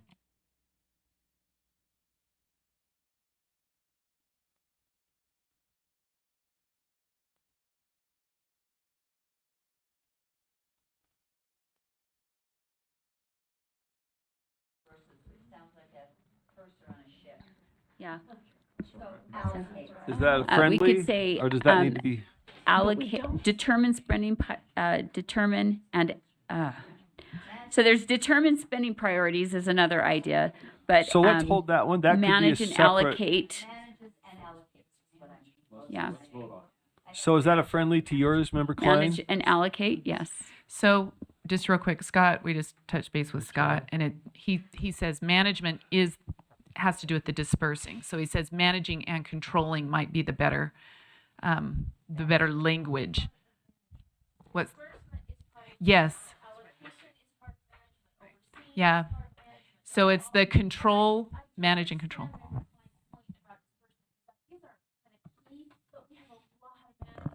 Yes. So manage So be and control control. taxpayer funds. Manages Yep. and controls is a friendly. It And do we, sounds- is taxpayer funds, what does Scott say about taxpayer funds? Is there, like, it should be education dollars or education appropriations? And Deputy Scott Jones, says, anything there? Scott says control is But as far as the taxpayer fund, control is making sure that the funds support the mission. so manage and control I'm good with, but now what about taxpayer funds? Would he have a different way of saying that? Okay, public education. Manages and funds. controls public education funds. Yes, Yes. sorry. Thank Okay. you. We Voice are, from above. we are getting unanimity. Look at this. Thank you. Our captain, Deputy Jones. Let's vote. Manages and controls public education. No. Well, we're gonna just, what we can, we gotta, all right, let me just see I if I move to framed it divide up. the question. Okay, let me just see if I framed Well, it we up are gonna just vote correctly on that. first. Well, I moved to divide the question, to Okay. vote separately on manages and vote separately on controls. Okay, hold on. Let me just see if we have what Member Klein's motion is before we divide it. Member Klein, manages, go ahead. Oh. Manages was already there. We're just adding or manages and controls. We're adding and controls, and then adding public education appropriations. Oh, there's a lot up there. Oh, those are the other things. So, manages and controls public education appropriations or funds.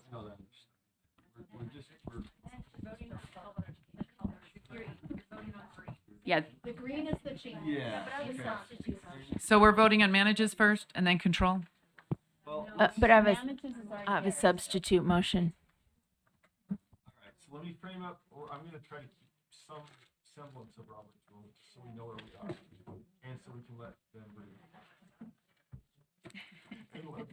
And Brent. All right, I think what we have framed up is Member Klein's motion, which is add and controls.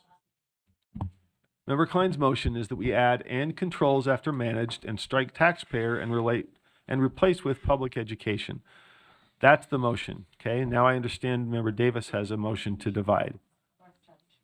Or whatever. A motion, Up to then you. that's fine. We can do the motion to divide manages and controls.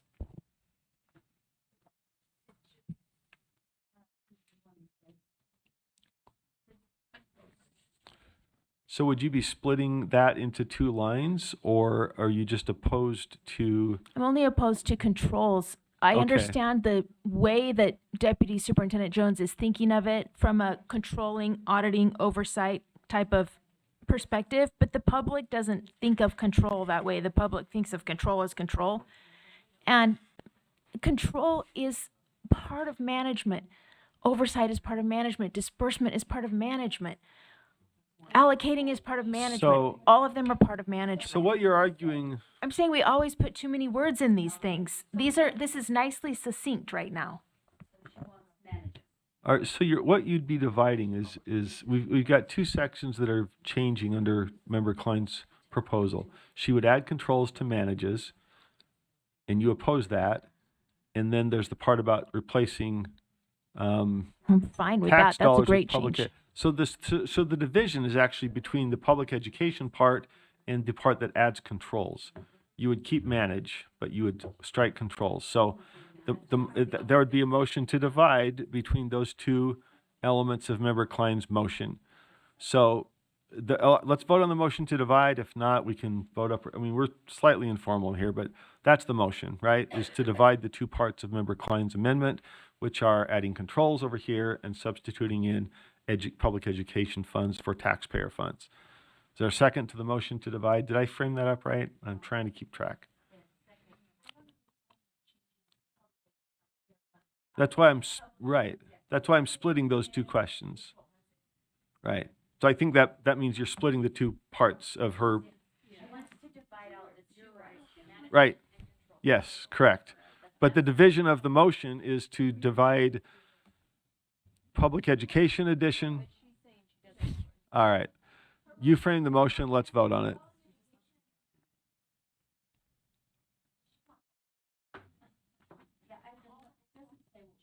She's just adding and control. She's striking taxpayer and she's adding public education. And you want to split out manage and control. She's not adding management.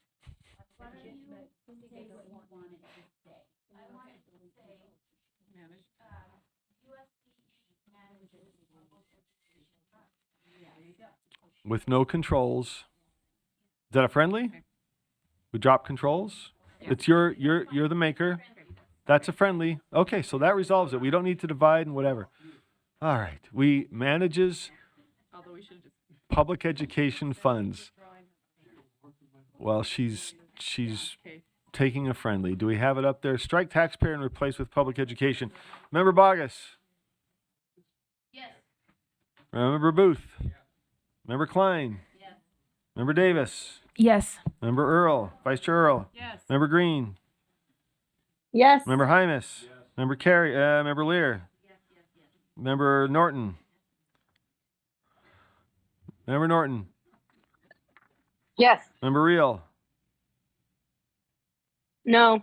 Member Straight? Yes. Member Wood? Member Moss is a yes. That passes with one no vote. Okay, so we have moved academic standards to the front, right? We did that? We did that. And we kept protects and we changed taxpayer funds to public education funds. That's what we've done so far. We have not approved this list, but we're open to motions on what is a list. Can we split that out into sort of bullet point looking? They don't have to be bullet points, but maybe just separate lines. I'm sorry. That'll just allow us to take one at a time. Directs transparent operations. I gotta stop. Let's see.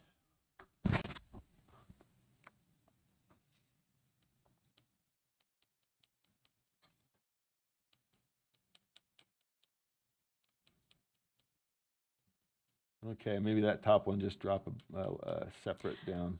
Well, whatever. We can I'm tell. sorry. I have an amendment. Please don't hate me. We're all good. It probably won't pass. I just have to pose We've it. passed a couple. We've got room for more. All right. Adding, my motion is I move that we add advocates for Utah students. USBE advocates for Utah students. Are we not voting on the others, or did we already vote on them? It's an amendment to that motion. Okay. Yeah, yours had all of them, right? So she's adding one, and then that's we what- vote we on the voted on all whole of those? thing. No. We haven't voted on the whole thing. We framed it up and then we started taking amendments. How about, If you put it up as all one body, I thought we were gonna do one at a time and approve each one. So why are we adding two before we finished what we did? USBE advocates for Utah students.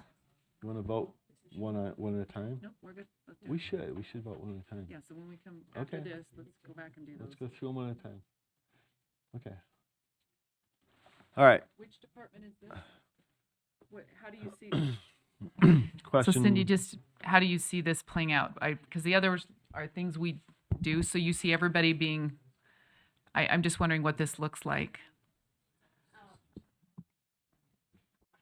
We have a legislative session coming up and we all do this for 6 weeks. And we all do it in various ways all year long, whether we advocate for students' opportunities with local LEAs or statewide with legislators, or we're working through an issue with parents, with the principal to help something be better for a student. I mean, we do this all the time.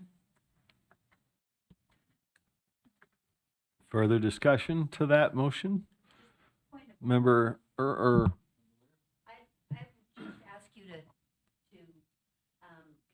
verbalize whatever it is the motion is, because people online are seeing things differently. So just verbalize the motion before you say it. I have no comment on this issue. I support it. Is that okay? People online hear what we're. Okay. And you didn't turn your light on, so no one knows what you said. I turned it on for her. Smooth, Carol. They should have heard. I turned All it right. on for her. Oh, okay. All right. Any other comment to this motion? The motion is to add as a separate line, advocates for Utah students. All right. Seeing no further lights, let's vote on that one. We'll start at the bottom. Member Wood. Yes. Member Straight. Yes. Member Reel. Yes. Member Norton. Yes. Member Lear. Yes. Member Hymas. Vice Chair Hart. Member Green. No. Vice Chair Earl. No. Member Davis. Yes. Member Klein. yes. Member Booth. Member Bogus. No. And Member Moss is a yes. That passes by. Okay, so we now have 1, 2, 3, 4, 5, 6 items. Are those others And voted if on and we- approved then? The directs, They transparent are operations? not voted on. So why don't we do Okay. this? Let's go through the 6 we have. Let's vote for them, and that doesn't necessarily close it off, I'll move. but it allows us to see where we are. I'll move that we approve USB directs transparent operations, USB develops policy for education. Well, let's go in That's the it, right? okay. So you're And not then going that through the whole finishes up set. the 6. We have not voted. Let's see. This is the underlying motion that was The- being amended. Right. So the Oh. underlying motion has not been approved. Okay.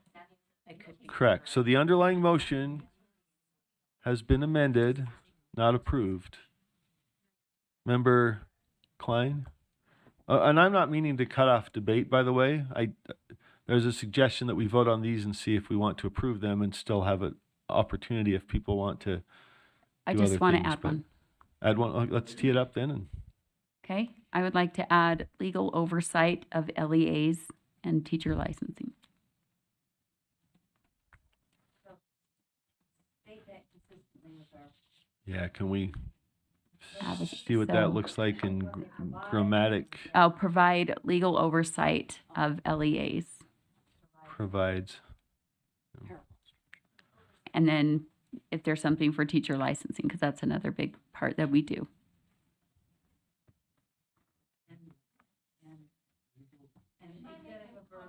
Yeah, do you have a suggestion? Oversees teacher licensing. There's too many people. Oh, oh, oh. May I? little bit about that one because we don't We have school districts who will call all the time and want legal advice, and we don't give legal advice on everything that they do. About compliance oversight Thank you, that's much better. of LEAs. We have some, and just like that framework that you're building right now, there are some that we have a lot of oversight. Yeah. That you have a lot, and some that you have very little, and the decisions are completely up to the school districts. So How would just we say being- that so that our part of oversight, which we have general oversight and control over the education system, and we're charged with ensuring schools are following the law. So how would you say that? Can I actually think the breaking of these items down is that oversight component, is the legal component. Is there some, and you're saying licensing, which I actually think the licensing does fall under the policy. So Okay. I'd say develops policy for education would be that. Once again, I think Sarah hit this earlier, is these are still broad. The goals element is where. Right. If it falls under Yeah. something else, that's great. I think it does. I don't know if that's But as the far same as with others, but- oversight, compliance oversight of LEAs, I don't think that falls under any of those. But I think it's in the middle. USPE directs transparent operations. That involves But that's all just of that. USPE's office. This is our broader responsibility for oversight over the public education system. It does that as well. What was it? General oversight. I mean, our policy directs Provides operation. general oversight for compliance.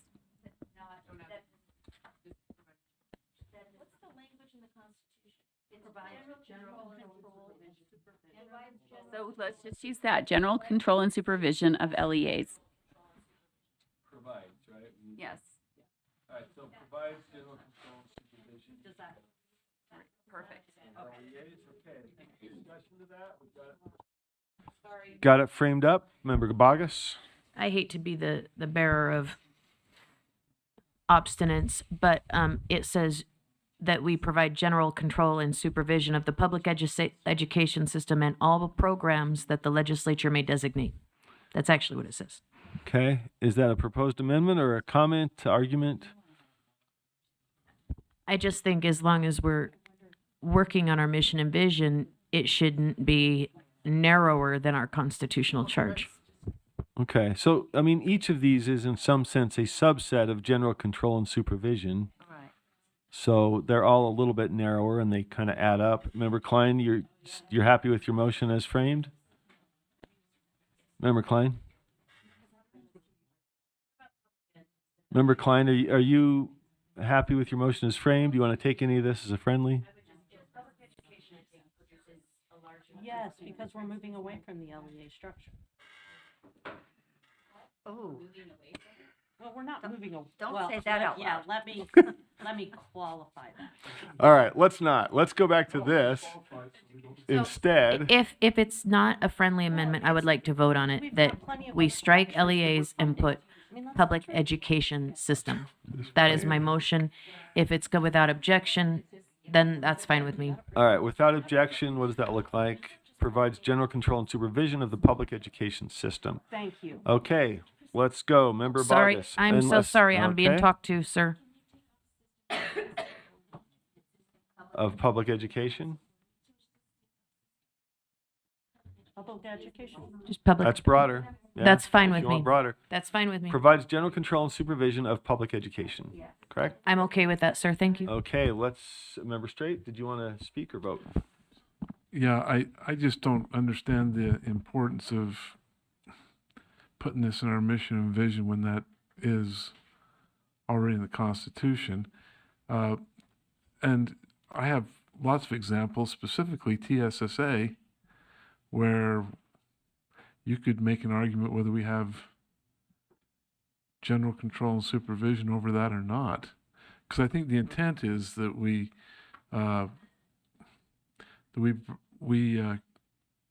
have this oversight of LEAs when in reality we don't have it in the way that we think we do. Okay, Vice Chair Earl? the oversight we have is management of funds, information systems, academic standards, policy, and internal operations, broken down in those categories. Those encompass the things that we do every day. Those are the things that we have general oversight over. So to state this, we're stating something, and then the strategic goals underneath that are probably going to be management of systems, policy, right? It's going to be the things that these outline. It's going to be we'll do licensing or something like that, but it actually falls under the things we already broke down here. And so I think we went way broad if we do general oversight instead of what is it we have control over in that oversight function. And if there's something we're missing in the oversight function, let's do that general control. I think this goes way too broad. I guess I'm speaking against it for that reason. Chair Moss, Okay, yes. to tag on to what Member Earl is saying, we are the Utah State Board of Education. So we are stating that we are the board that provides control and supervision of and oversight over public education. So I think that this is just repetitive and unnecessary because it's obvious considering it's a State Board of Education's mission statement. Okay. And I have. Yeah. Who am I? I do. Who's I have a question who's on for. first? Do we have a? I have a question for Everybody is. Member Earl or Real or one of the commenters. I'm fine with what you just said if you believe, and we are saying that this middle bullet, USBE directs transparent operations, is this, that we are providing general control and supervision of public education. I mean, I was willing to put that more general piece in, even though all of these are pieces inside of that for education purposes for the public, because that is constitutional language. But if we all agree, when I asked the question before, USBE directs transparent operations, someone said, no, that only refers to our agency. And I just don't think that's the case. If this is a general statement for our agency and the public education system, then I'm fine not putting this in that Member Klein suggested. But if it doesn't refer to that, then we may need something that says that we are supporting these LEAs. We oversee, we support, we provide control and supervision. More than just setting the policy, we're involved beyond that. If that is covered in USBE directs transparent operations, could someone verify that for me?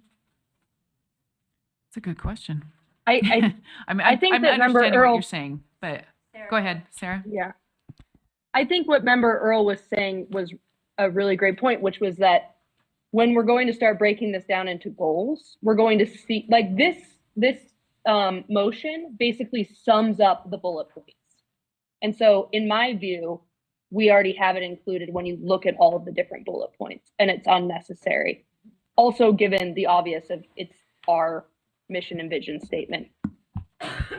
Let me wait. Oh, go ahead. Now I'll come back to my. Okay, so I originally this was about compliance, like legal compliance over LEAs, not about all of the other things that are listed here. These things are mostly internal operations, whereas our oversight over the LEAs is external. And maybe we can differentiate it in that way so that it's directs transparent internal operations is we could add that to that line. And then with this one provides general control and supervision of go back to the LEAs so that we're specific, so we have the inward focus and the outward focus covered.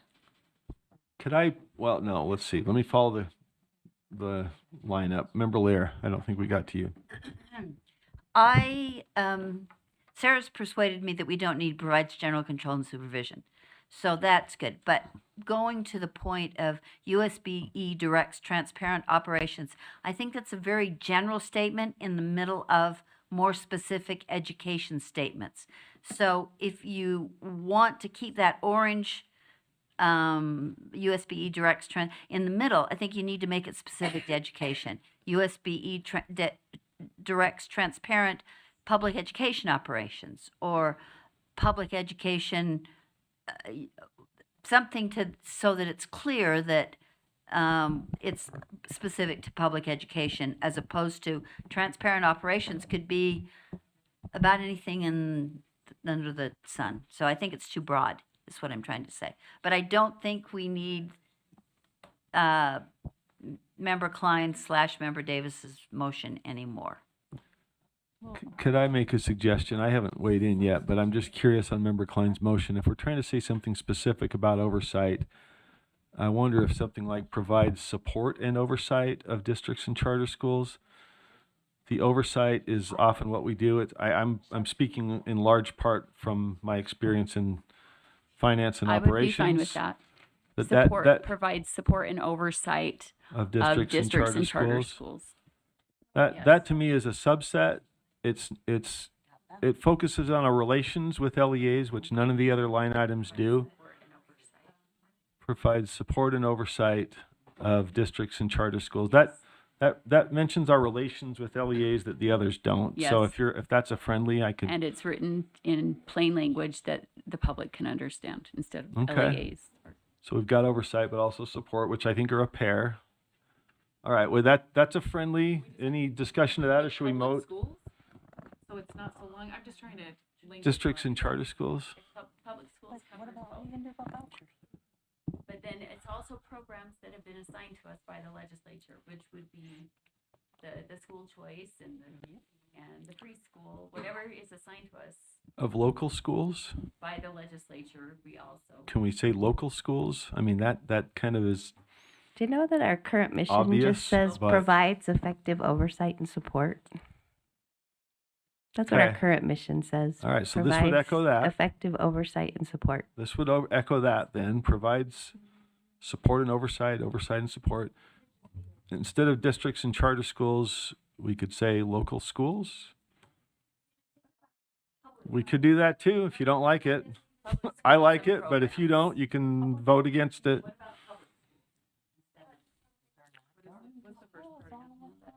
The idea, though, is that our relationship with the local schools is one of both oversight and support. That's kind of what I'm going for here. And part of what we do and part of what they ask for is you're overseeing us. We appreciate your support as much as your oversight. It's in tandem, and I'd forgotten that was already there, but I think it preserves and brings forward something that works in tandem. The oversight and support, I think, are important pieces in relation to schools. That's the other part I think that's not mentioned elsewhere. I don't know the best way to say that. Maybe it's just schools. Provides support and oversight of schools. We've got SOEP programs in private schools. So just schools? Even No, school I choice, just we have think, oversight. don't even list it. I think we just do, read it again. I think we just do that. It's just It's in there, but we're changing provides it. effective oversight. Providing effective oversight and support. Because this That's is where? ing, but it would be Where's that? provides effective That's our oversight and current mission support. statement, as of today, right? Okay, but we're replacing that. I know. So can bring we that could carry language into forward this. into this so that it doesn't go away when we pass our new mission statement, right? I think we have something. Let's vote if people don't like it. Remember, Wood, what I'm seeing here is language that's about to go away, and I think it should be preserved by bringing it into this. So That's let's my vote on this, and then she can that's my argument Right, for I it. just, you're making it very complicated when you think of the big picture of what we're asked to do. It goes beyond districts and charter schools, so. Okay, so, well, I'm trying to just describe our relationship to schools. And of schools. Okay, nothing else describes our relationship to schools. That's what I want to say. Our message to you as a school leader is we do oversight and support for you as a school leader. I think support is part of that, and it couples with oversight. That's what they want, I think, from us, is both. So, all right, let's just tee that up, and if folks don't like it, that's okay. All right, so let's vote. If we have no further, Member Bogus? Yes. Member Booth? Yes. Member Klein? Yes. Member Davis? Yes. Vice Chair Earl? No. Member Green? Member Green? That's a yes. Member Vice Chair Hart?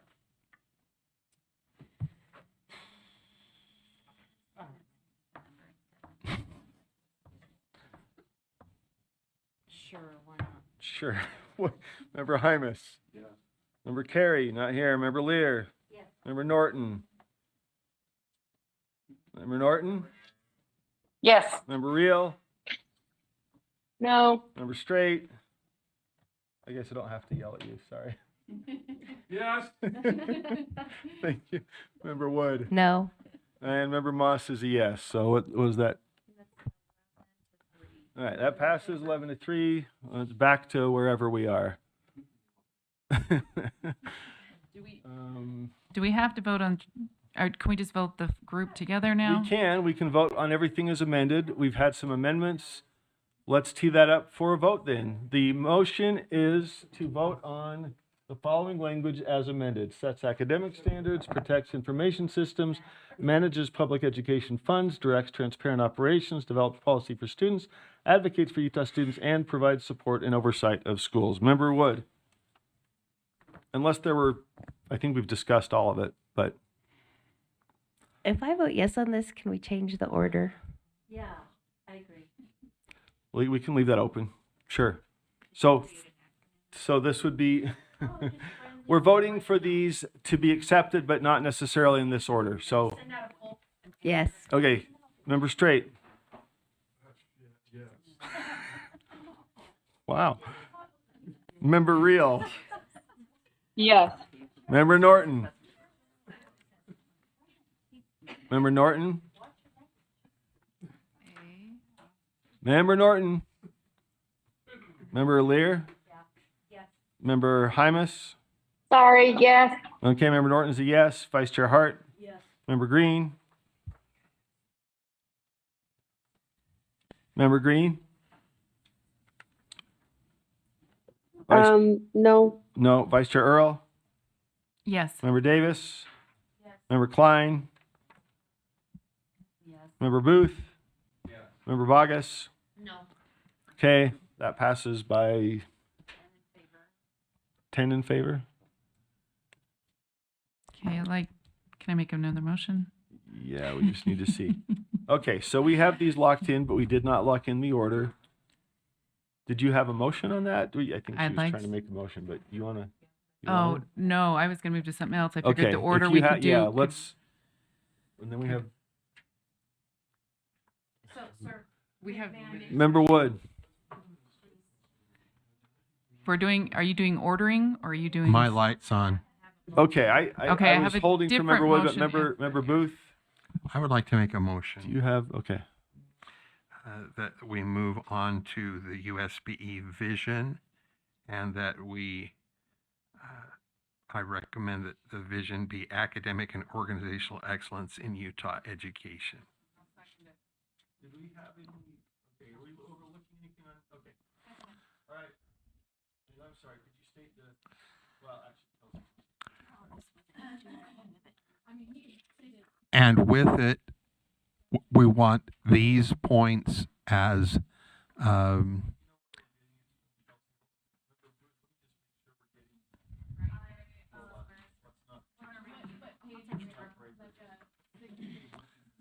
I'm sorry. I apologize for these horrible visuals, but I'm a visual person and I'm not an artist, so I just grab whatever I can find on the computer really quick. I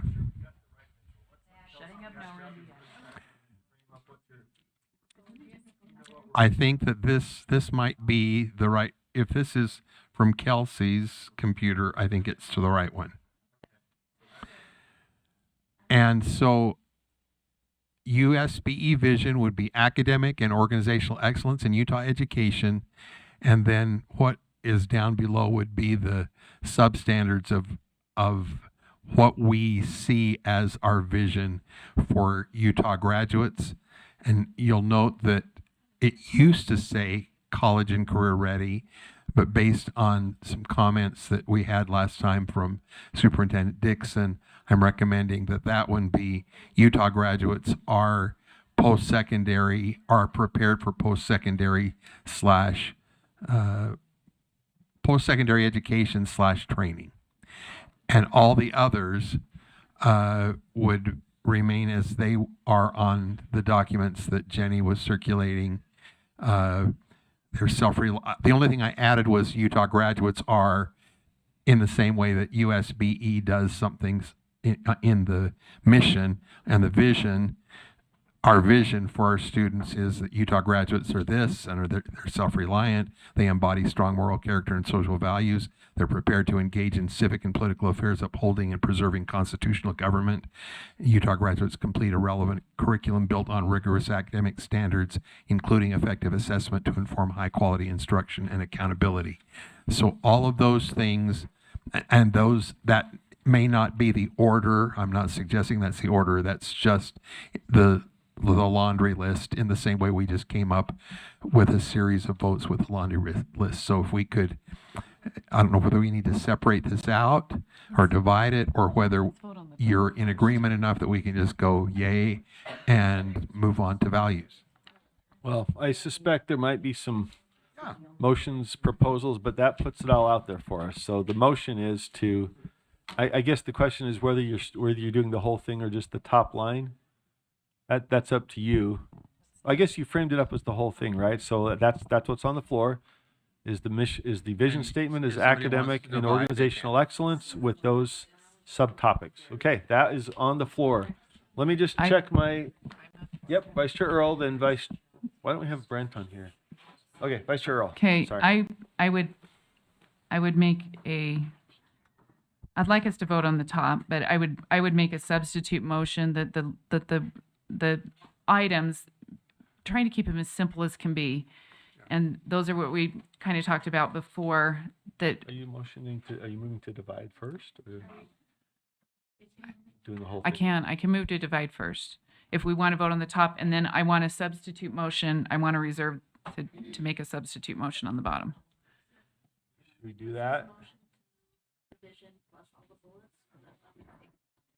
That's the motion. And I think Member Earl is suggesting we vote first on the top line, which Yep. would be effectively Yep. dividing. Yeah. So should we quickly hear the motion to divide and consider that top line and then come back to the bullet points? I think that's the Yep. motion. So, all right, motion on the floor is to divide the top line from the bullet points. Consider each of those in turn. Member Wood? Member Straight? Member Reel? Member Norton? Member Lair? Do we have Reel and Norton? Real is a yes. Yeah, to motion to divide so that we consider the top line vision statement first. So, member Reel? She was a yes. A real is a yes. Okay, Norton, member Norton?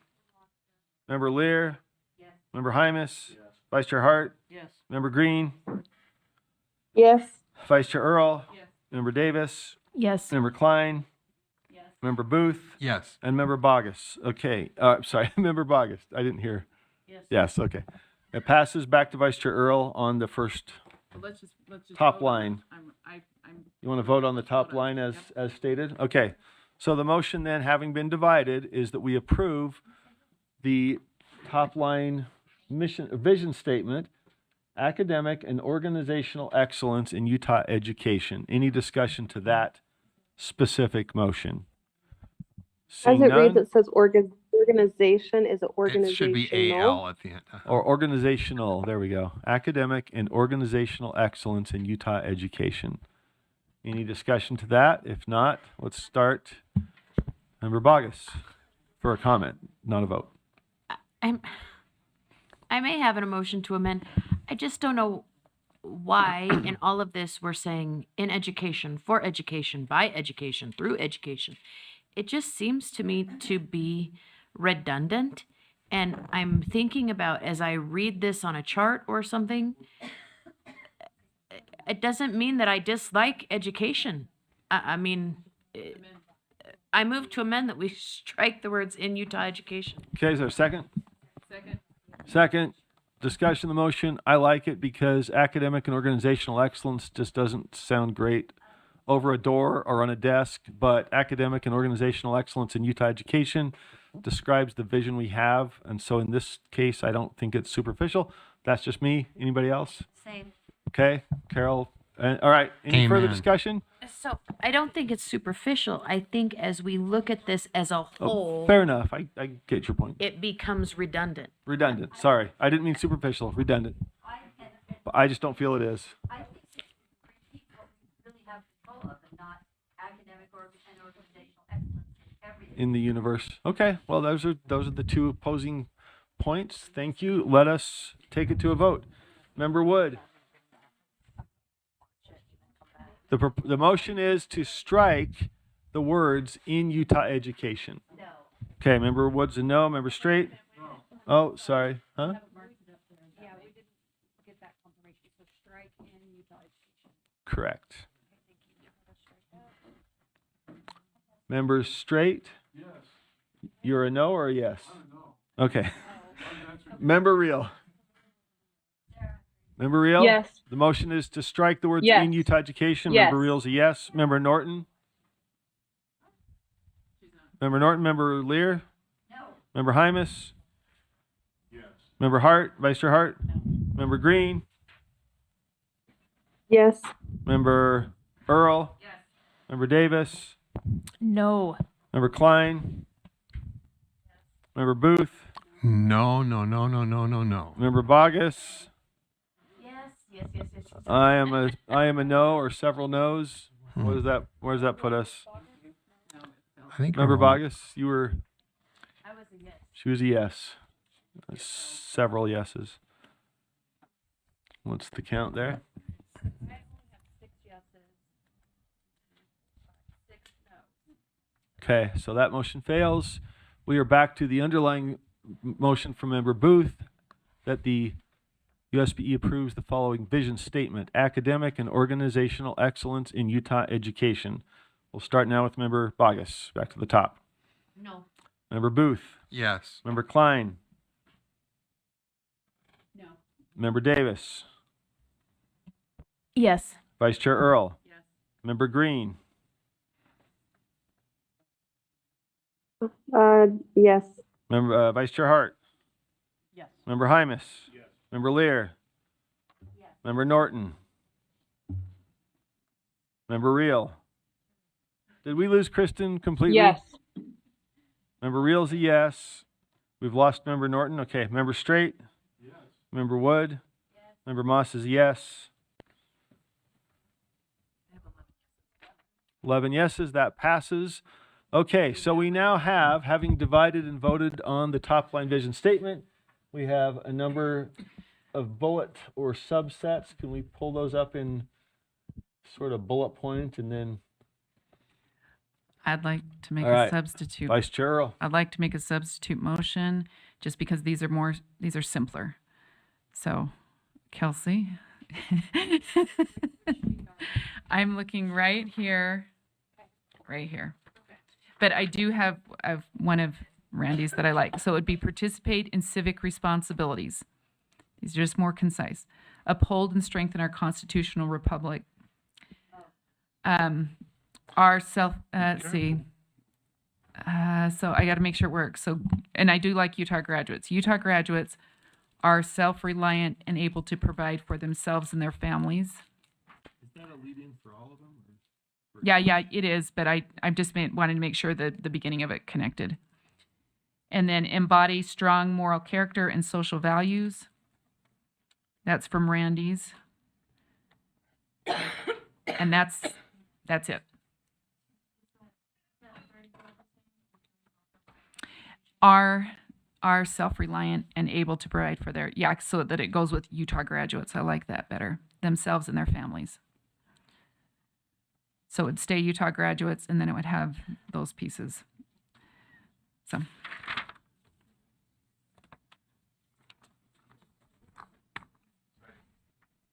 So let me, let's see if we have a second. We did a second from Yep, Matt? I got a second. Okay. Questions, Member Straight, and then I'll come back to me for a question. So I have all kinds of different feelings about each list. My social studies background kind of leads me in one direction. But one of the things I notice in the first list, it keeps mentioning Utah graduates. second list has a little bit of that as well. So the Utah graduates, it's kind of like what it would start each one. So it'd be the ... versus putting it on each one like Randy did. So I don't know. I get that. But it seems like if we put this here, what does that mean for Portrait of a Graduate? Because there seems to be some connection to that, but it's not complete. Because if I look at uphold and strengthen our constitutional republic, what we have in regards to the civic area of Portrait of a Graduate covers that in a much more thorough way that is age appropriate for each level of students who are K through 12. And so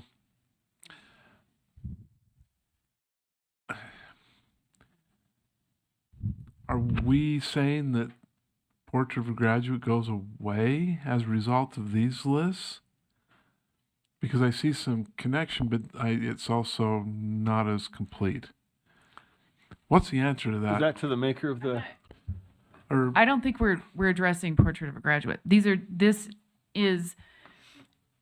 We're opening doors. We have academic and organizational excellence.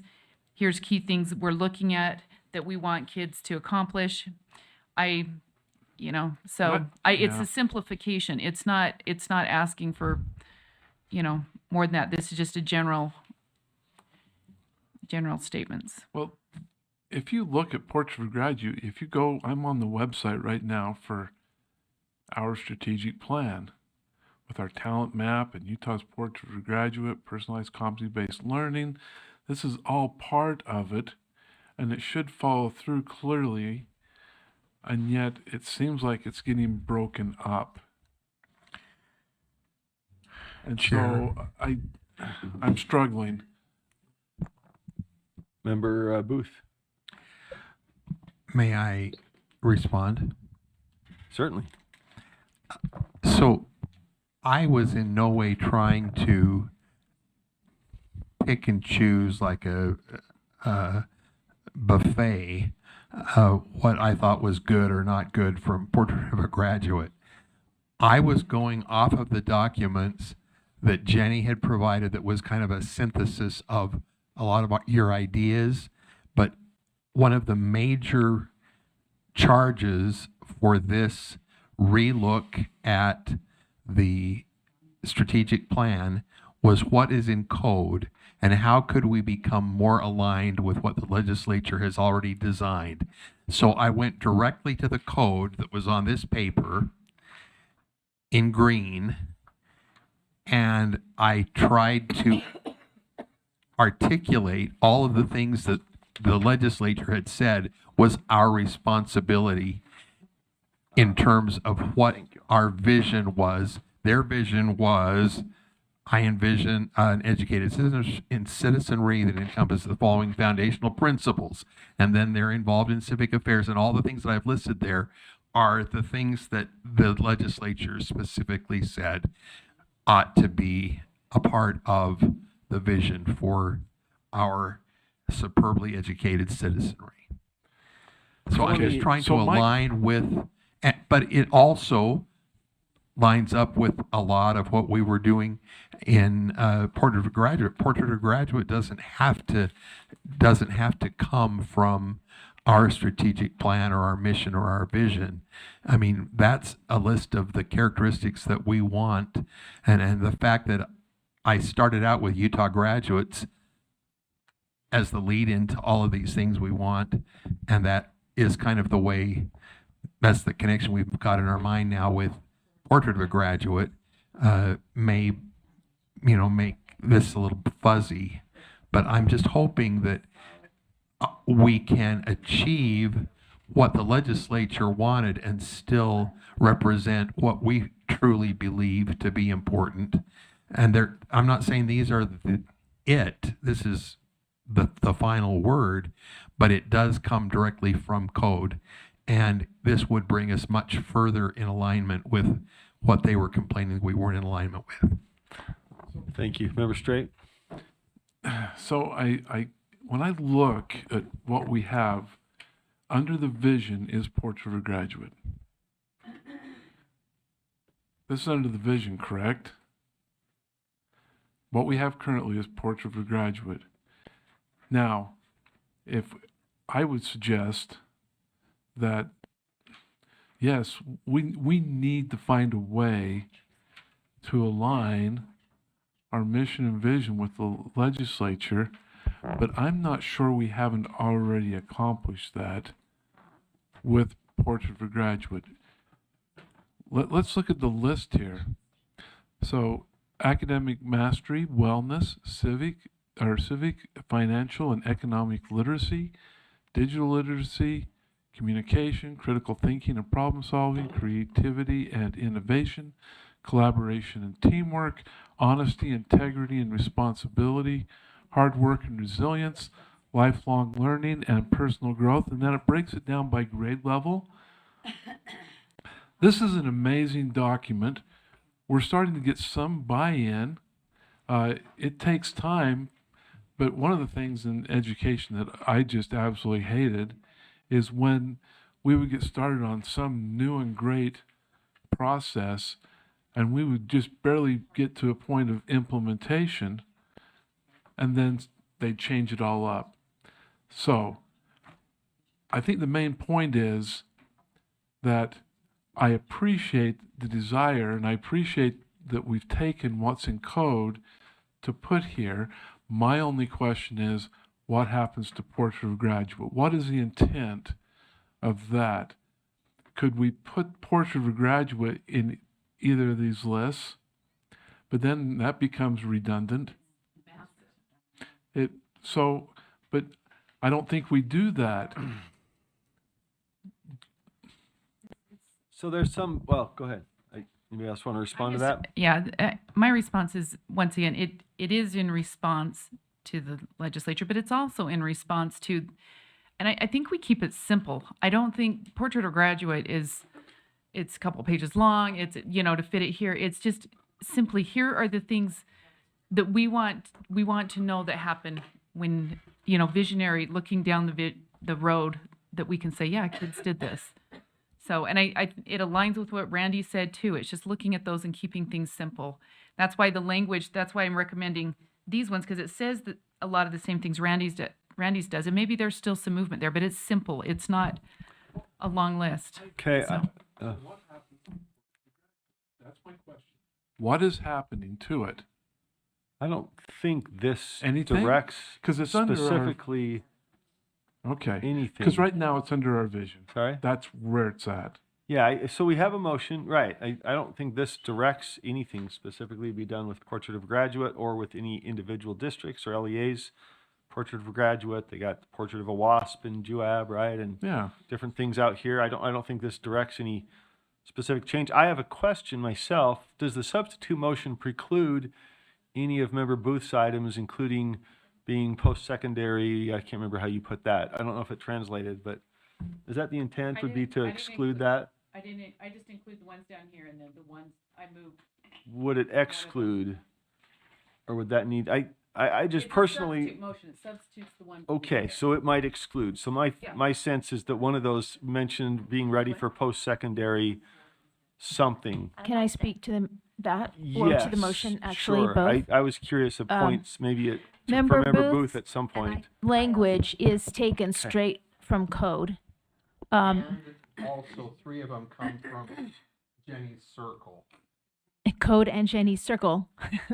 But Superintendent Dixon had suggested at one point, although college and career ready is the language in code, that we may want to ask them to change their language in code to post-secondary education and training. Yeah, what was Member Booth's, that was my point of clarification. What was your So- language?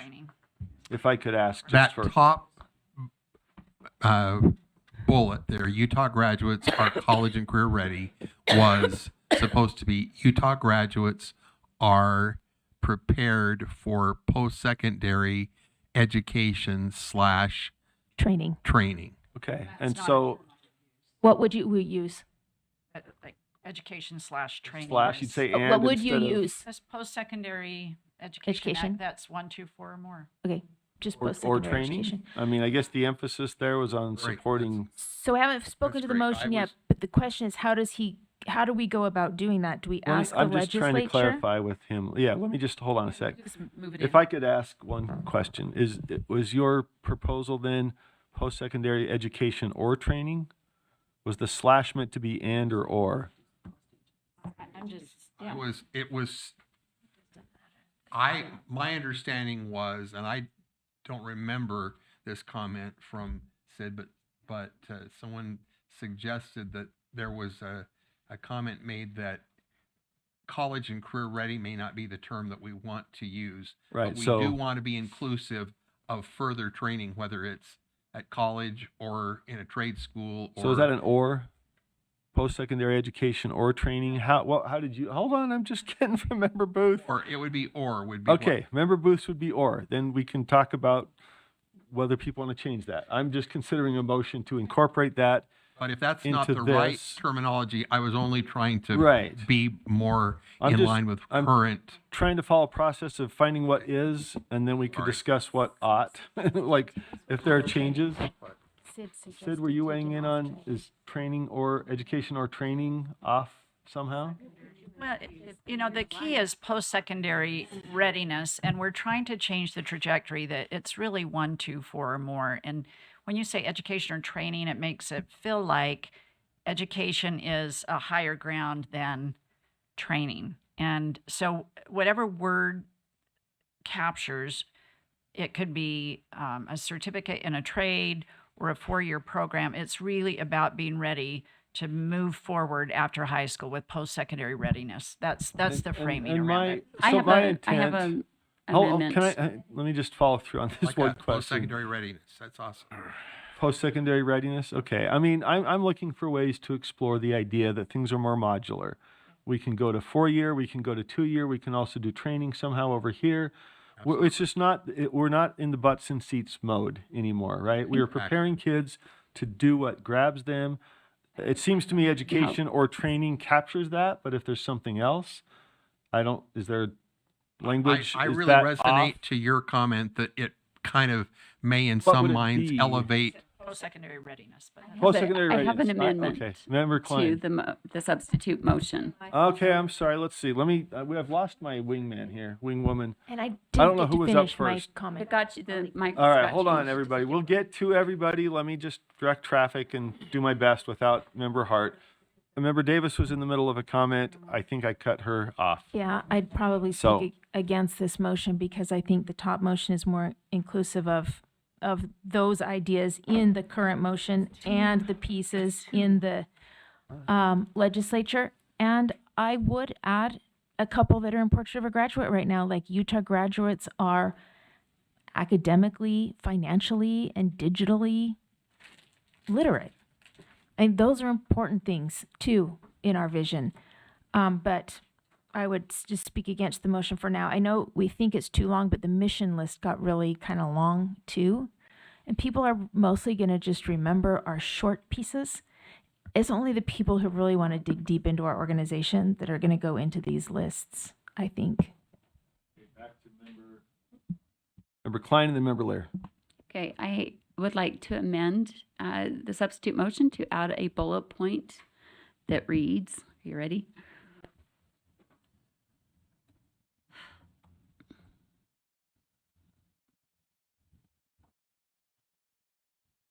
So is this cumulative, and we'll vote on it So cumulatively? the addition is Utah graduates, which is already up there, have the foundational academic preparation to pursue personal goals. And that covers all of those things you were talking about.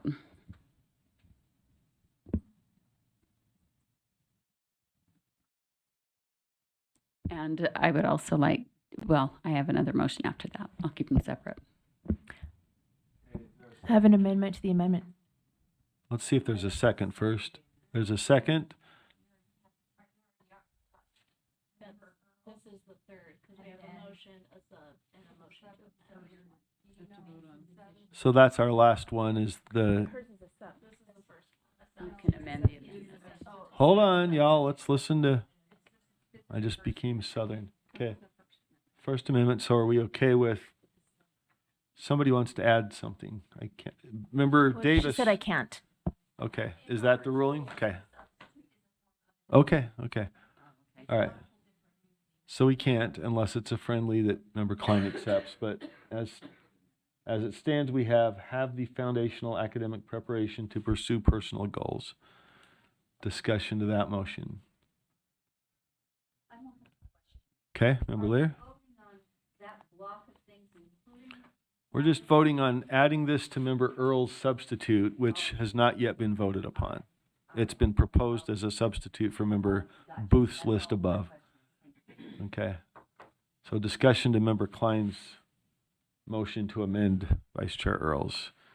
Seeing none, we can vote. Let's start with, yes. So, Jenny, are you suggesting that those four are the four things that you would? At this point, yeah. Okay. All right. So this is a single amendment proposed. It doesn't preclude others. We haven't voted on the other four, the other block of four. This would add this to Member Vice Chair Earl's block of four, which would then be considered. So, all right. No further discussion to that. Let's start. Where are we? Top or bottom? I think we're at the bottom. Member Wood? I'm going to vote no, but I want to explain my vote. Right now, I don't love the participate, uphold, are, embody, have. There's no consistency. It's not easy to remember. So at this point, it's all a no. Okay. Member Straight? Member Reel? She's gone? Okay. Member Norton? Lost Member Norton? All right, so we're missing Member Reel, Member Norton. Let's see, Member Lear? No. Member Hymas? Yes. Vice Chair Hart? Missing. Member Green? Yes. Vice Chair Earl? Yes. Member Davis? No, but Member- I'd like to explain my vote Okay. because I would actually, if we get an opportunity, just change it to say have the foundational preparation to pursue personal goals in a reference, see Portrait of the Graduate. Okay. Member Klein? Yes. Member Booth? Yes. Member Bogus? Yes. Member Moss is a yes. What does that give us?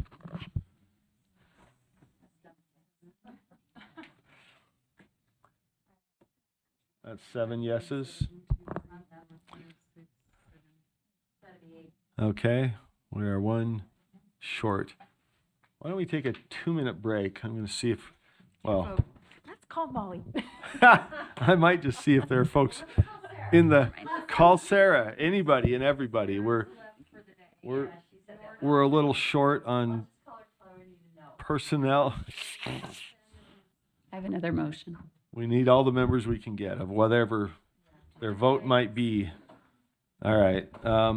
Let's see. Let's keep going then. I guess we. I'll bring a motion to add. Member Booth, what's your language on the top line? We never saw it framed up there. Post-secondary preparation of some sort. That we still have college and career ready. Prepared for post-secondary or with readiness. Yeah, this will be separate. Automatically, if you say readiness. Utah graduates, what readiness? They're not prepared for readiness. It's a. I like post-secondary. I like that too. If you have a better word that is, I'm getting mine more Or maybe you could And say are equipped or have I thought post-secondary readiness. education or training was good because it Are encompasses. post-secondary ready? How about prepared for post-secondary education or training? They She might doesn't choose like to do who knows what. It's beyond our control. It is, but it tends to suggest things that are not necessarily in a formal educational setting.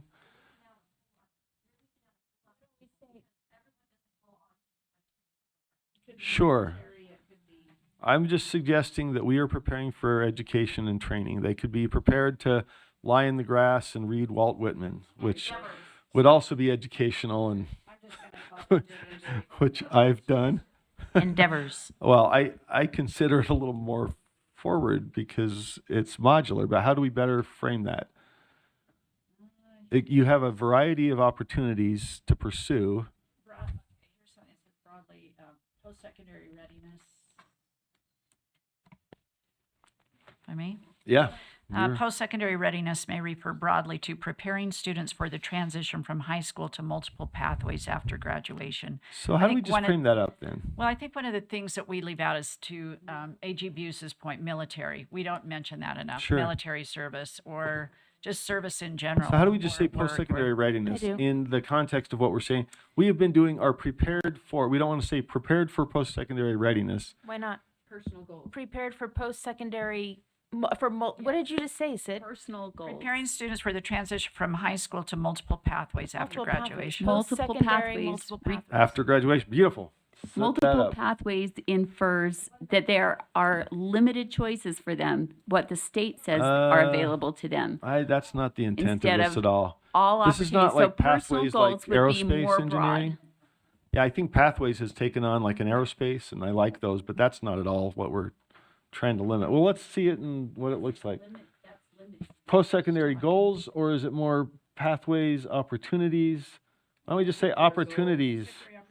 Okay, that's my proposal, and if folks want to change it, I've got, that's my language, and folks can tear it apart, but I wanted to frame it up at least. Are prepared for post-secondary opportunities. So is there a second for that? I'll second it, Okay. subject to, is that what you're trying to say? Is that? Yeah, I mean, it captures it. Yeah. Okay. I think life is too broad. Opportunities is broader than pathways. I don't know.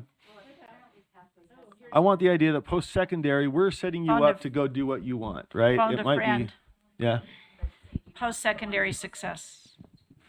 Prepared for post-secondary success. Beautiful. But what All if right, they- is there a second for that as modified? is they Okay, don't any choose discussion to to the do motion? That's part of the problem the governor keeps saying is. Opportunities for success? I don't care. At this point, they're all good. Secondary education or training, they're to stop. They do. That's the point. Military's fine, or if you don't Well, do I don't want goals. I want prepared for opportunities and success. Well, if somebody wants to propose opportunities, we can, let me just throw this out. Since it's my motion, does anybody feel something better than post-secondary success? I like the word endeavors, sir. Honestly, I do too, because at least you're doing something post-secondarily. You Yes. like what? Endeavors. You like endeavors, Cindy?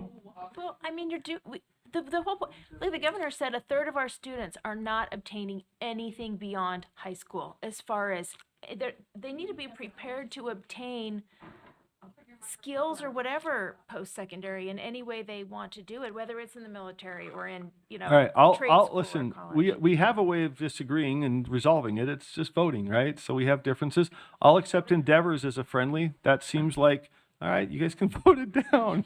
Somebody can vote it down or vote to amend it. I just want to frame up something. Post-secondary, we have three options: success, endeavors, or opportunities. You know what? I'll do opportunities because that has been. Raise your hand if you want. Raise your hand if you want that one. You should, Jenny. That would be faster. That'd be faster. You do it. I know. Opportunities is framed up. Let's go for it. And if we don't like it, somebody else can. I just want to move it along. Let's Would give it everybody be a friendly chance. to put this into Jenny's and also into Randy's to substitute the college and My- career ready so we save time later if this doesn't pass? Yeah, if we could. So this is being proposed for Jenny's substitute, but if that fails, then it would be part of Randy's In underlying. place of college and career Correct. readiness. Yeah, that makes sense. So, Love it. all right, prepared for post-secondary opportunities. We'll see how this flies. Member Bogus. No. Member Booth. Yes. Member Klein. No. Member Davis. Yes. Vice Chair Earl. Yes. Member Green. No. Member Vice Chair Hart. Nope. Member Hymus. Member Lear. Member Straight. Member. Oh, Member Norton, are you with us? Yes, yes, You're a yes? yes. Okay. Member Wood? Member Wood's a yes. I'm a yes. Did we have member? All right, we got 9. We'll stop with the harassing our online friends. Okay. That's added to my Vice Chair Earl's list. Any other? Back to Member Davis and Member Klein too? Okay. I Member move Davis, that- then Member Klein. I move that we add 2 bullets. One would be are academically, digitally, and financially literate. And the next one, oh wait. Should we do those one at a time? Well, Do you- the do you people can want them divide both? if they want, but let's just try to go Okay. fast. If You they want them want to, both? they can divide. All right.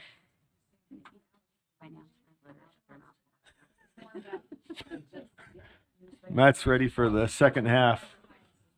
He's got the second half. I'm sorry, Member Davis. So the first one was I can read are math, I just can't do math. academically, digitally, and financially literate. Okay.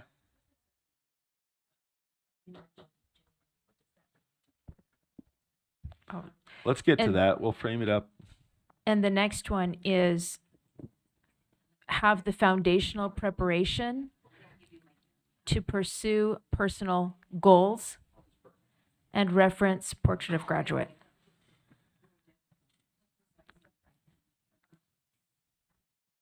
See Portrait of a See Graduate. Portrait Is of a that- Graduate. Is that what you intended?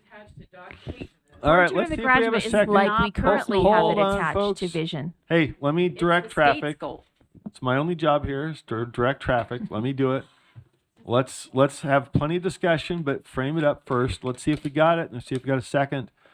I'd like to speak to it. Seconded. Back to Member Davis. Okay. My understanding is in our current vision, there is language that references Portrait of a Graduate, but kind of adjacent to it. Would we be able to hear from Chief of Staff Young? Chief of Staff Young, would you like to weigh in? I guess just You thought you is could it walk in and appropriate to sit reference in the Portrait of a back. Graduate in one of these? All Because right, it we encompasses don't a have- lot of these skills. You sure could. Is it currently in the vision adjacent to it or linked to it in any way? Yes. So the vision and the development was in the existing language of students be able to succeed and lead. That Portrait of a Graduate provided more details related to how that is more, or how that is captured in a way that gives our educators more specific goals to achieve that outcome. Okay, so Portrait of a Graduate, in the same sense, would give more details to the foundational preparation to pursue personal goals. Okay, can I just say? We have a from second. Portrait- Hold on. I'm gonna fall. I'm gonna get everybody. Yes. Was that seconded? Did we? Was that Member Lear? Okay. So discussion. Yes. Member Klein. Sorry. We Okay, just gotta. the Portrait of a Graduate is the state's vision of what success looks like. It's not a personal goal. The two are diametrically opposed in many instances. On the rare, there may be a rare situation where a student's personal goals align with the Portrait of a Graduate, but more often than not, it's pushing towards a collective state vision instead of the family or the individual student's vision for their own future. Right here it says a Portrait of a Graduate is a set of attributes, skills, and qualities a school believes every student should possess, that the state believes, or the school believes every student should possess when they walk away across the stage at graduation to be ready for college and life. This is not, are we about freedom for the student to pursue their own futures, or are we trying to micromanage and put them on pathways that require them to pursue secondary education? And maybe that is not their goal. Maybe they have different plans. Maybe they want to be a mom and raise kids, and that is not a bad thing, as much as the world would like us to think otherwise. That is not something to be frowned upon. It is the greatest career option there is, and all other careers exist to support that one most important career. And I say that unabashedly because it's truth, and I know that offends a lot of people in here because we are all about representing the system instead of supporting the student, contrary to what we say all the time. We are trying to micromanage while saying that we're opening doors for them or letting them, providing all these opportunities, but they are specific opportunities that the state defines. And the success is what the state defines as success. It's not okay. This is not our job to micromanage the students. Okay, Like- let me just make like a to point change my motion. Yeah, let me just make a point of order. Let's let each member define themselves and what they're for or against. Appreciate your perspective, but I think just generally, let's not assume or ascribe different positions or motives, and let's all weigh in and share what we think. Fair enough, Member Davis. Not my opinion. Member Davis. I would say that I would like to change my motion if my seconder would do this, to change the reference to Portrait of a Graduate to the other bullet that already passed with post-secondary endeavors, and keep these other two bullets the same the way they are. So the one to have foundational preparation to pursue personal goals will be free of any mention of Portrait of a Graduate, because people might want to do something that has no skills in Portrait of a Graduate involved at all. I have personally, as a mother, and some years I've worked, some years I've been at home as a stay-at-home mom, some years I've done different things, and all of the skills in Portrait of a Graduate have been helpful to me in any of those personal goals or endeavors. But let's take them off of personal goals if that creates difficulty.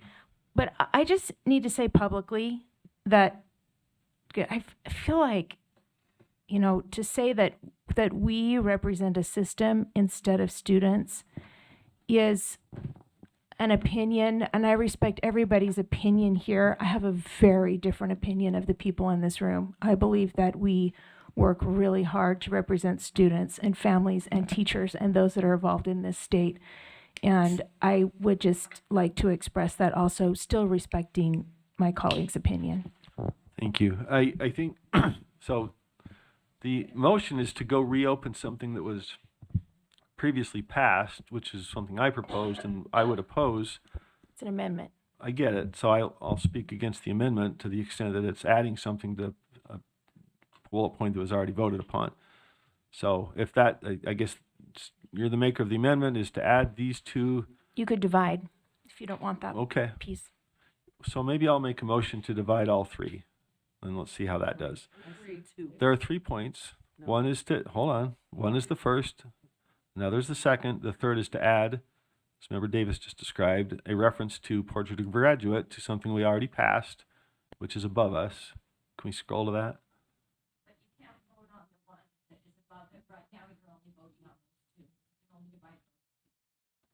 Well, part of her motion is to add something to the other bullet point.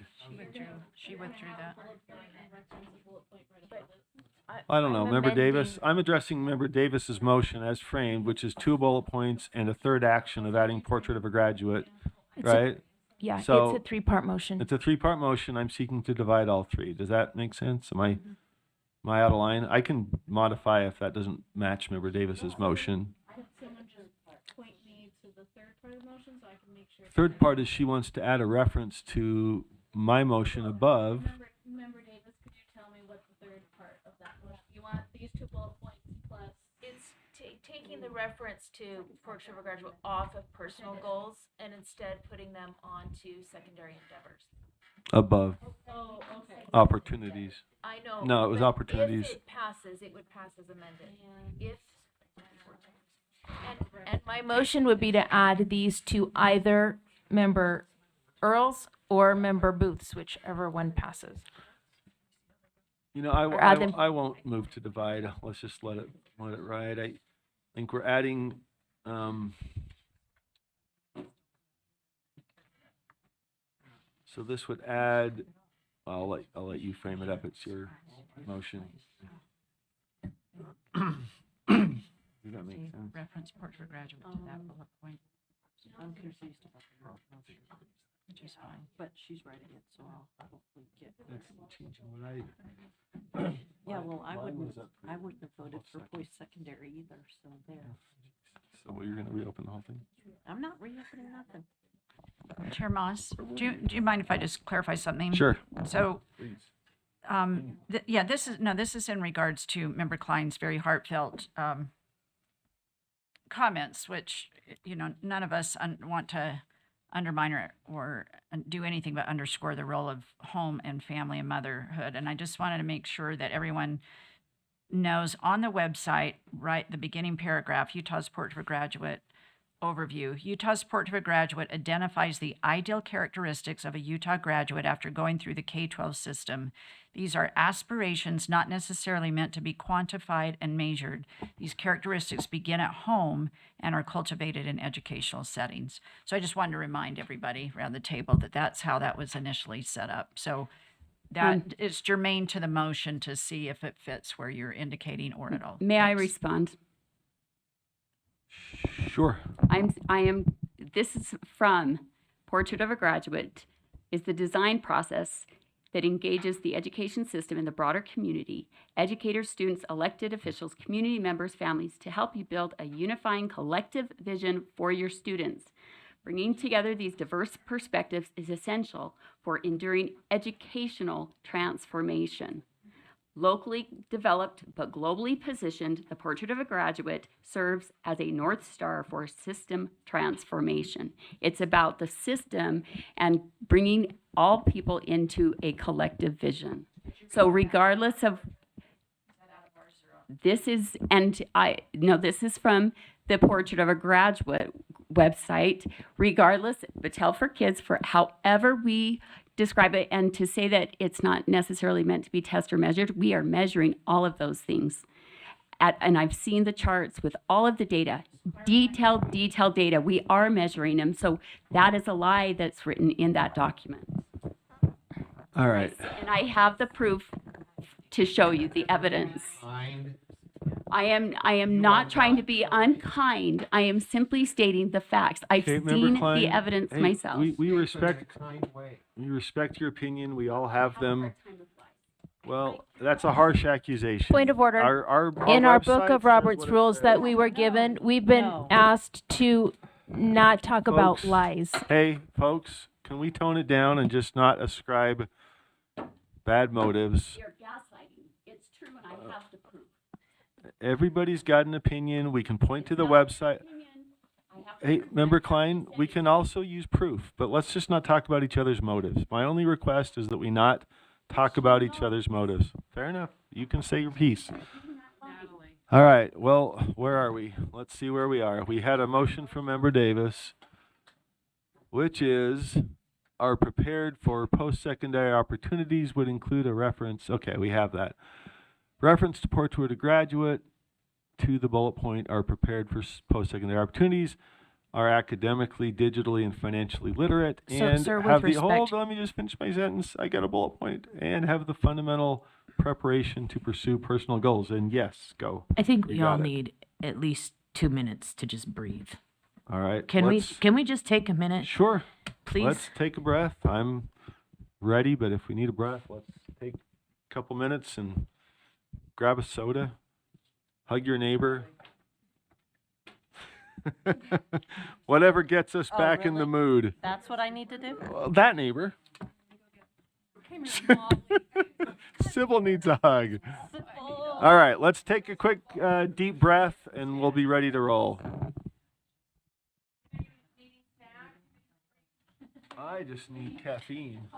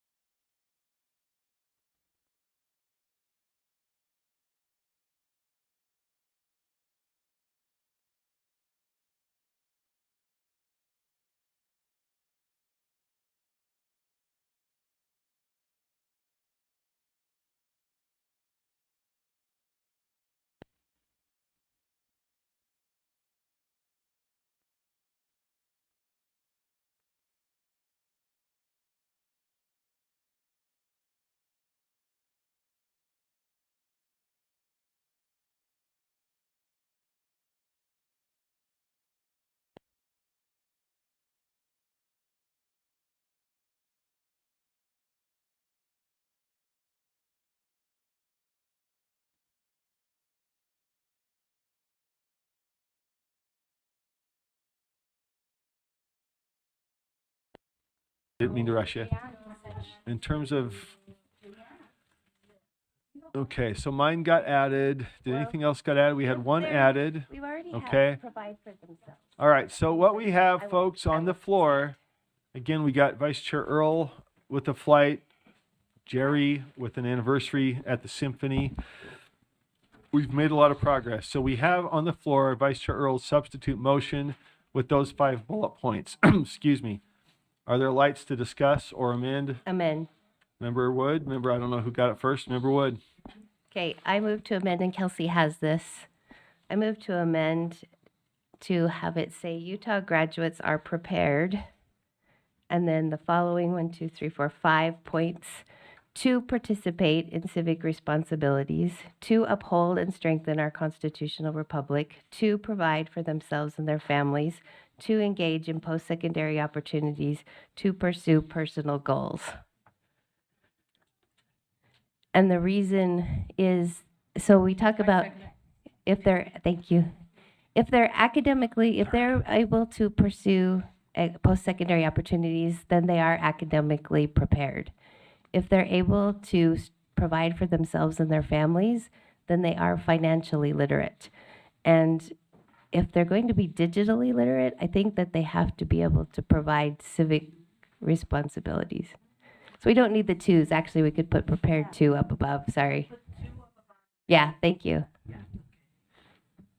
Okay, there's been a second. Any discussion to that motion? Member Davis has a light on. Yeah, I appreciated her working on this, and I would just move to change republic to government so it matches the language in code. Uphold and strengthen our constitutional government. That's Is that a- yeah, is that's that a right friendly- aligns with what's in code. So that's It's a friendly? great. Okay, Yep. it's a friendly without objection. Okay, there's an objection, so we need to tee it up for a vote. Well, hold on. We have on the floor, Member Woods. Let's see. Are we tapped out on? But we can vote on this and then. Yes. If we vote on this, then we can still have. Okay. So any So I discussion? can't amend it to government? Not now, but But it's she said it's a friendly amendment. But there she was an objected. objection from the body. Oh, got it. So we have to vote. That doesn't preclude another amendment if it passes. Any other discussion on the motion? If not, let's vote. Member Wood? Yes. Member Straight? Yes. Member Reel? I'm just checking. Member Norton?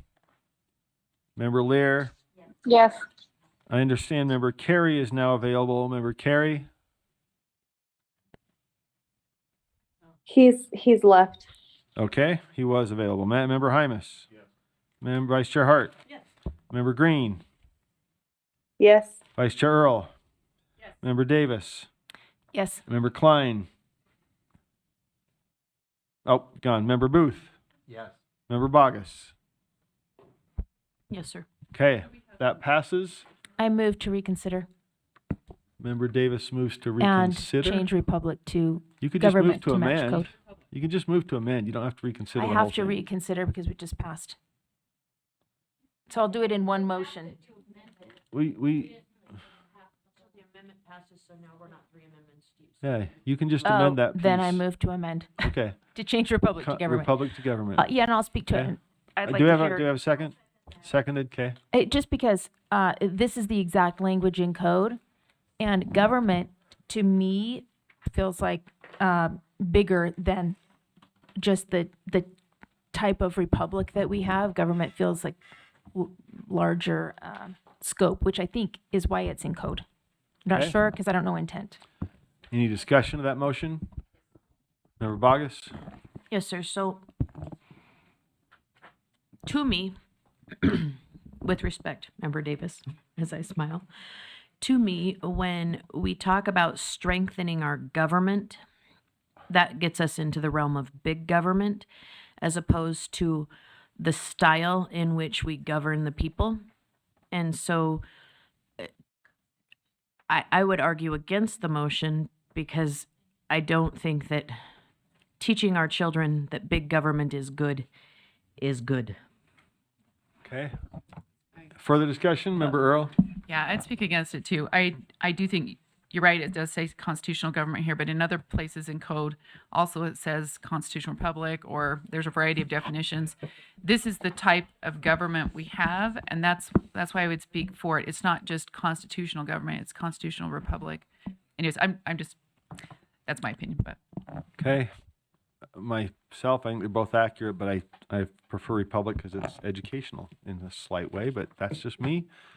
I like both. Any further comment? Okay, let's vote. Member Bogus? No, sir. Member Booth?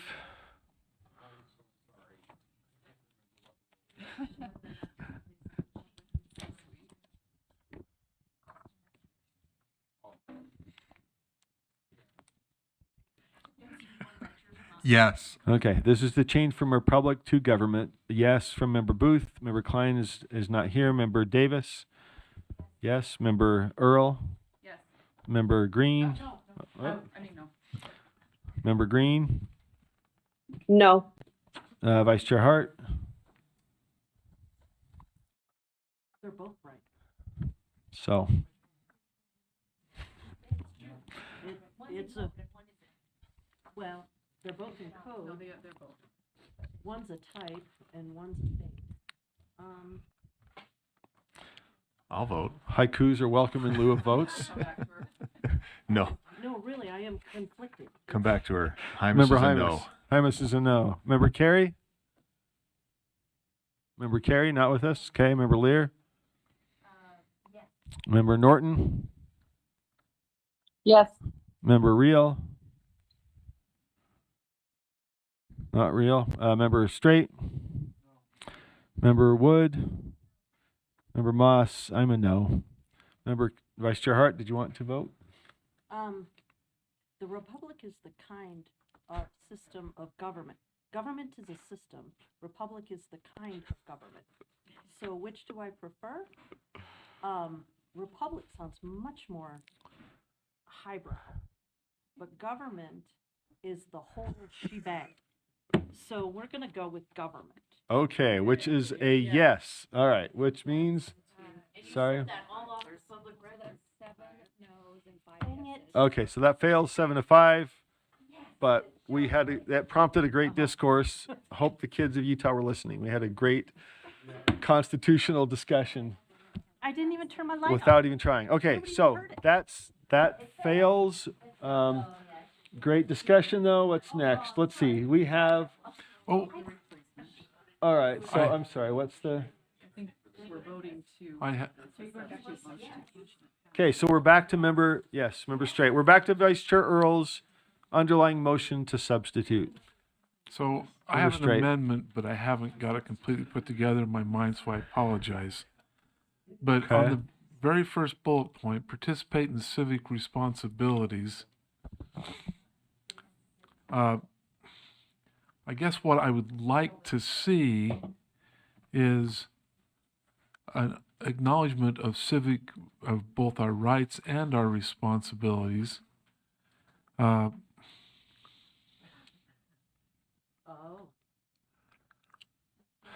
Civic rights and responsibilities. Well, you don't participate in a right. Right. Well. See, so May I? Is it acceptable? go ahead. Sir, I'm wondering if you are leaning down. Chair, sorry. If you're leaning down the pathway of acknowledging our rights and participating in our civic responsibilities. And if that's not the path you're headed down, maybe it will help you No, head down that's your right. path. Political. So being involved in society is our civic responsibility, and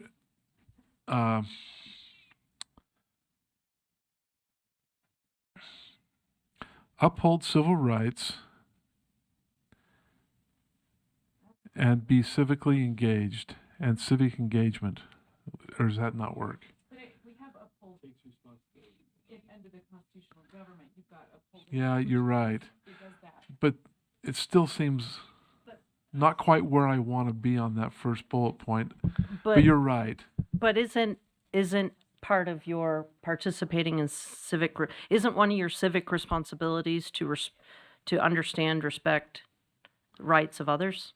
That's part of your responsibilities. Yes. It's about civil order. Which also Yes.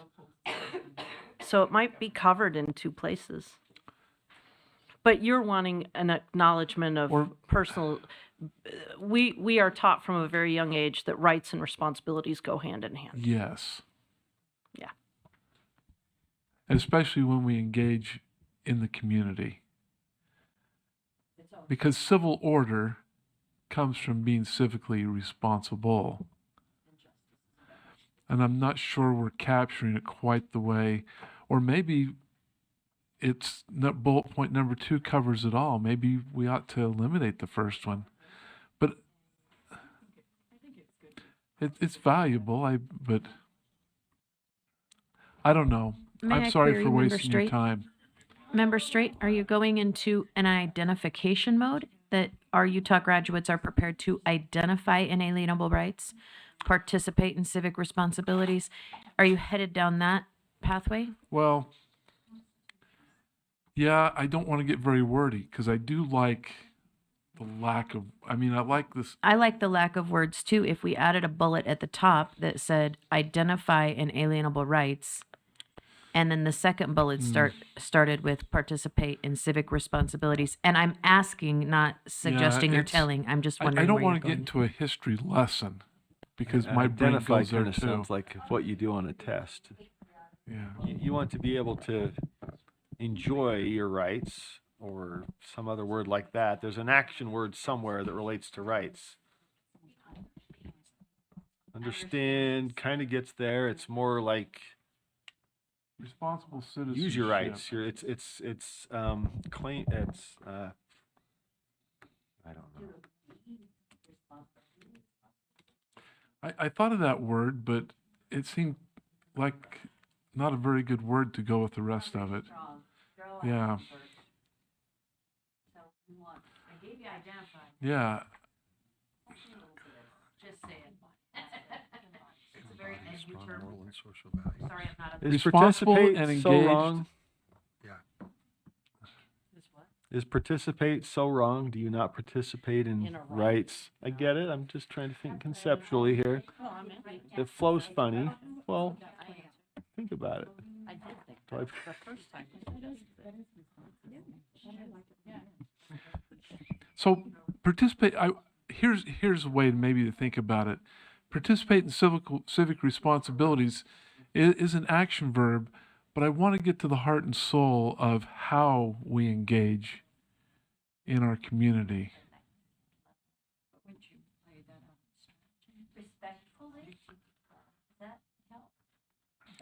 Respectful and responsible civil response. Yeah, I don't know. Participate in civic responsibilities by balancing rights and responsibilities. You know, let's do this. Let's move on. Let's move on. Let's take the votes, and we'll have an opportunity to probably bring something back if need be. Can we do one thing before can we go back to Randy's list and see if there's any Yeah, let's do that. that we would want to add to Jenny's list? And Randy's waiting also for a motion. I mean, an amendment. Oh, look at the third bullet point, and the fourth bullet point. Oh, I don't know. Those are in there. I'm not asking teachers teach morals. I get that. Those words are exact. I thought that was in there, That was in there. Jenny. It should have been in there. That was in Jenny's original list. Sorry, It Kelsey, got you lost missed it. somewhere. Oh, no. I was just going to move that we add Utah graduates embody strong moral and social values. Oh, no. So who's going All to right, define hold those? on. Hold on. Let's argue. Let's get it in there first. That was in the. Let's again. Let's. Sorry, I That's missed just it. code. We got to Those figure are out. exactly the words of code. Is that what you? Is I that how had- it I was had, but framed? I didn't. I don't think I realized it didn't get moved in. Well, because All right. motion to amend. Oh, okay. Yours was like a Oh, so you Yeah, you yeah. dropped Your that. fault. Okay, I that's left it out, sorry. That's okay. I was like, I thought it was there. So is there a motion to Randy's amend? making a motion. Okay, I'm sorry. Let's get that then. What was the? Strong moral and blah, blah, blah. Embody strong moral and social values. Scout is. Trust me. And remember, we've got 7 or 8 minutes for Jerry, right? Oh, I gotta go. Is that quarter till, 10 till? I have a flight. We want to, okay. Flight, okay. So discussion of that motion from Member Booth? Does that That look is right? correct. Okay, Member Bogus? See no other So- lights, okay. With respect to my colleague here, I understand that this is in code, and I do think that it's something that we should aspire to, but I would argue that it's not the proper role of government to teach moral and social values, and that the school system should not be socializing children. And then I would ask the question, by whose definition? Because when the government goes to define what is good and righteous social values, I think we've crossed the line. And so I would argue it against it for those things, but I respect what you're saying and what you're trying to do. Thank you, sir. Thank you, Member Bogus. All right, let us vote. We will start with, I think we're back to Member Wood. Did we go bottom or top? I don't know. Member Wood. Member Straight. Member Reel. Member Norton. Member Lear.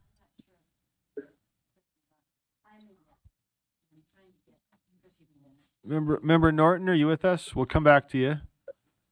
Is Member Carey with us? He was connected with Member Green for a moment. Yes. Okay, so Member Green. Oh, sorry. He's not here, Nate. No, he's left. He had another meeting. Okay, I'll come back. So, Member Hymas? Vice Chair Hart? Member Green? No. Vice Chair Earl? Yes. Member Davis? Can we get a count? How many? I don't. Chair, did you get me as a yes, Kristen? No, we did not get you. Thank you. Okay. 5 yeses, Then how many people left to vote? 5. 5 people left to vote? No, 'cause there's no. Can you come back to me? There's not that many people here. Well, you're okay. We got 4 left to vote. We've got yourself, Booth, Bogus, and me. Member Booth. Yes. Member Bogus. The vote on adding strong moral and social values. We didn't get to you. We didn't get to you yet. Okay. Member Bogus is a no. No worries. Okay. Member Moss is a yes. Member who hasn't voted? Just Member Davis. And how many Okay. yeses do we have? There's 7 of each. No, there's not. There's not. What do we got? 7 You have yeses. 7 And yeses? 4 no's. Oh, yes, then. Okay, that passes. I love it. All right. I'm gonna go so back to that those passes. auditors We and add say, that bullet we point to the list. Do not excoriate us anymore over this thing because we are putting in your stuff. Who's that? Okay, I'm going back to the auditors. gotcha. All right. Embody strong moral and social values. I hope that's things like honesty, and we all have our different ideas about that, but it passed, so here we are. The following language is framed up as the current motion on the floor is Vice Chair Earl's substitute motion that Utah graduates are prepared to participate in civic responsibilities, uphold and strengthen our constitutional republic, provide for themselves and their families, engage in post-secondary opportunities, pursue personal goals, and embody strong moral and social values. Discussion of that motion. I happen to think it looks great. Anybody else want to weigh in? If not, let's vote. Member Bogus. Sure. Member Booth. Member Davis. Yes. Member Vice Chair Earl. Member Green. I'm a yes. Vice Chair Hart. Member Hymas. I assume Member Carey's not with us. Member Green? Okay. I'm just checking because sometimes people are in and out. Member Lear? Yes, thank you. He's still not back. Okay. Member Norton. Yes. Member Reel. Not here. Okay. Member Straight. Member Wood. Yes. Member Moss is a yes. What's that? Oh, I'm sorry. We're back to Member Bogus.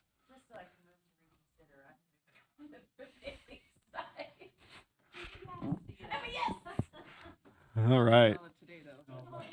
I love the transparency and candor. We're getting right through to it. All right. What's the number? Passes unanimously. I think there's a Robert's rules that if it's unanimous, you can't bring it back to reconsider, isn't there? I'm kidding entirely. AAG Buse is looking at me like time to give him the hook. All right. I think we are probably done for today. I don't see any lights. We had values to talk about, but we will not interfere with Jerry. We greatly appreciate him if he's listening. Hope he has a wonderful anniversary date at the Symphony. Remember, Earl's got to catch a flight. I'll take a motion. Motion to adjourn. All in favor, say aye. Aye. Any opposed? Okay. Thank you all. I think we got some good stuff done here. These are some good lists. So thank you. Thank you. We'll get back to you on next steps. Have a great weekend. Good job, all. Thanks, everybody. Thank you out there. Thank you for staying with us.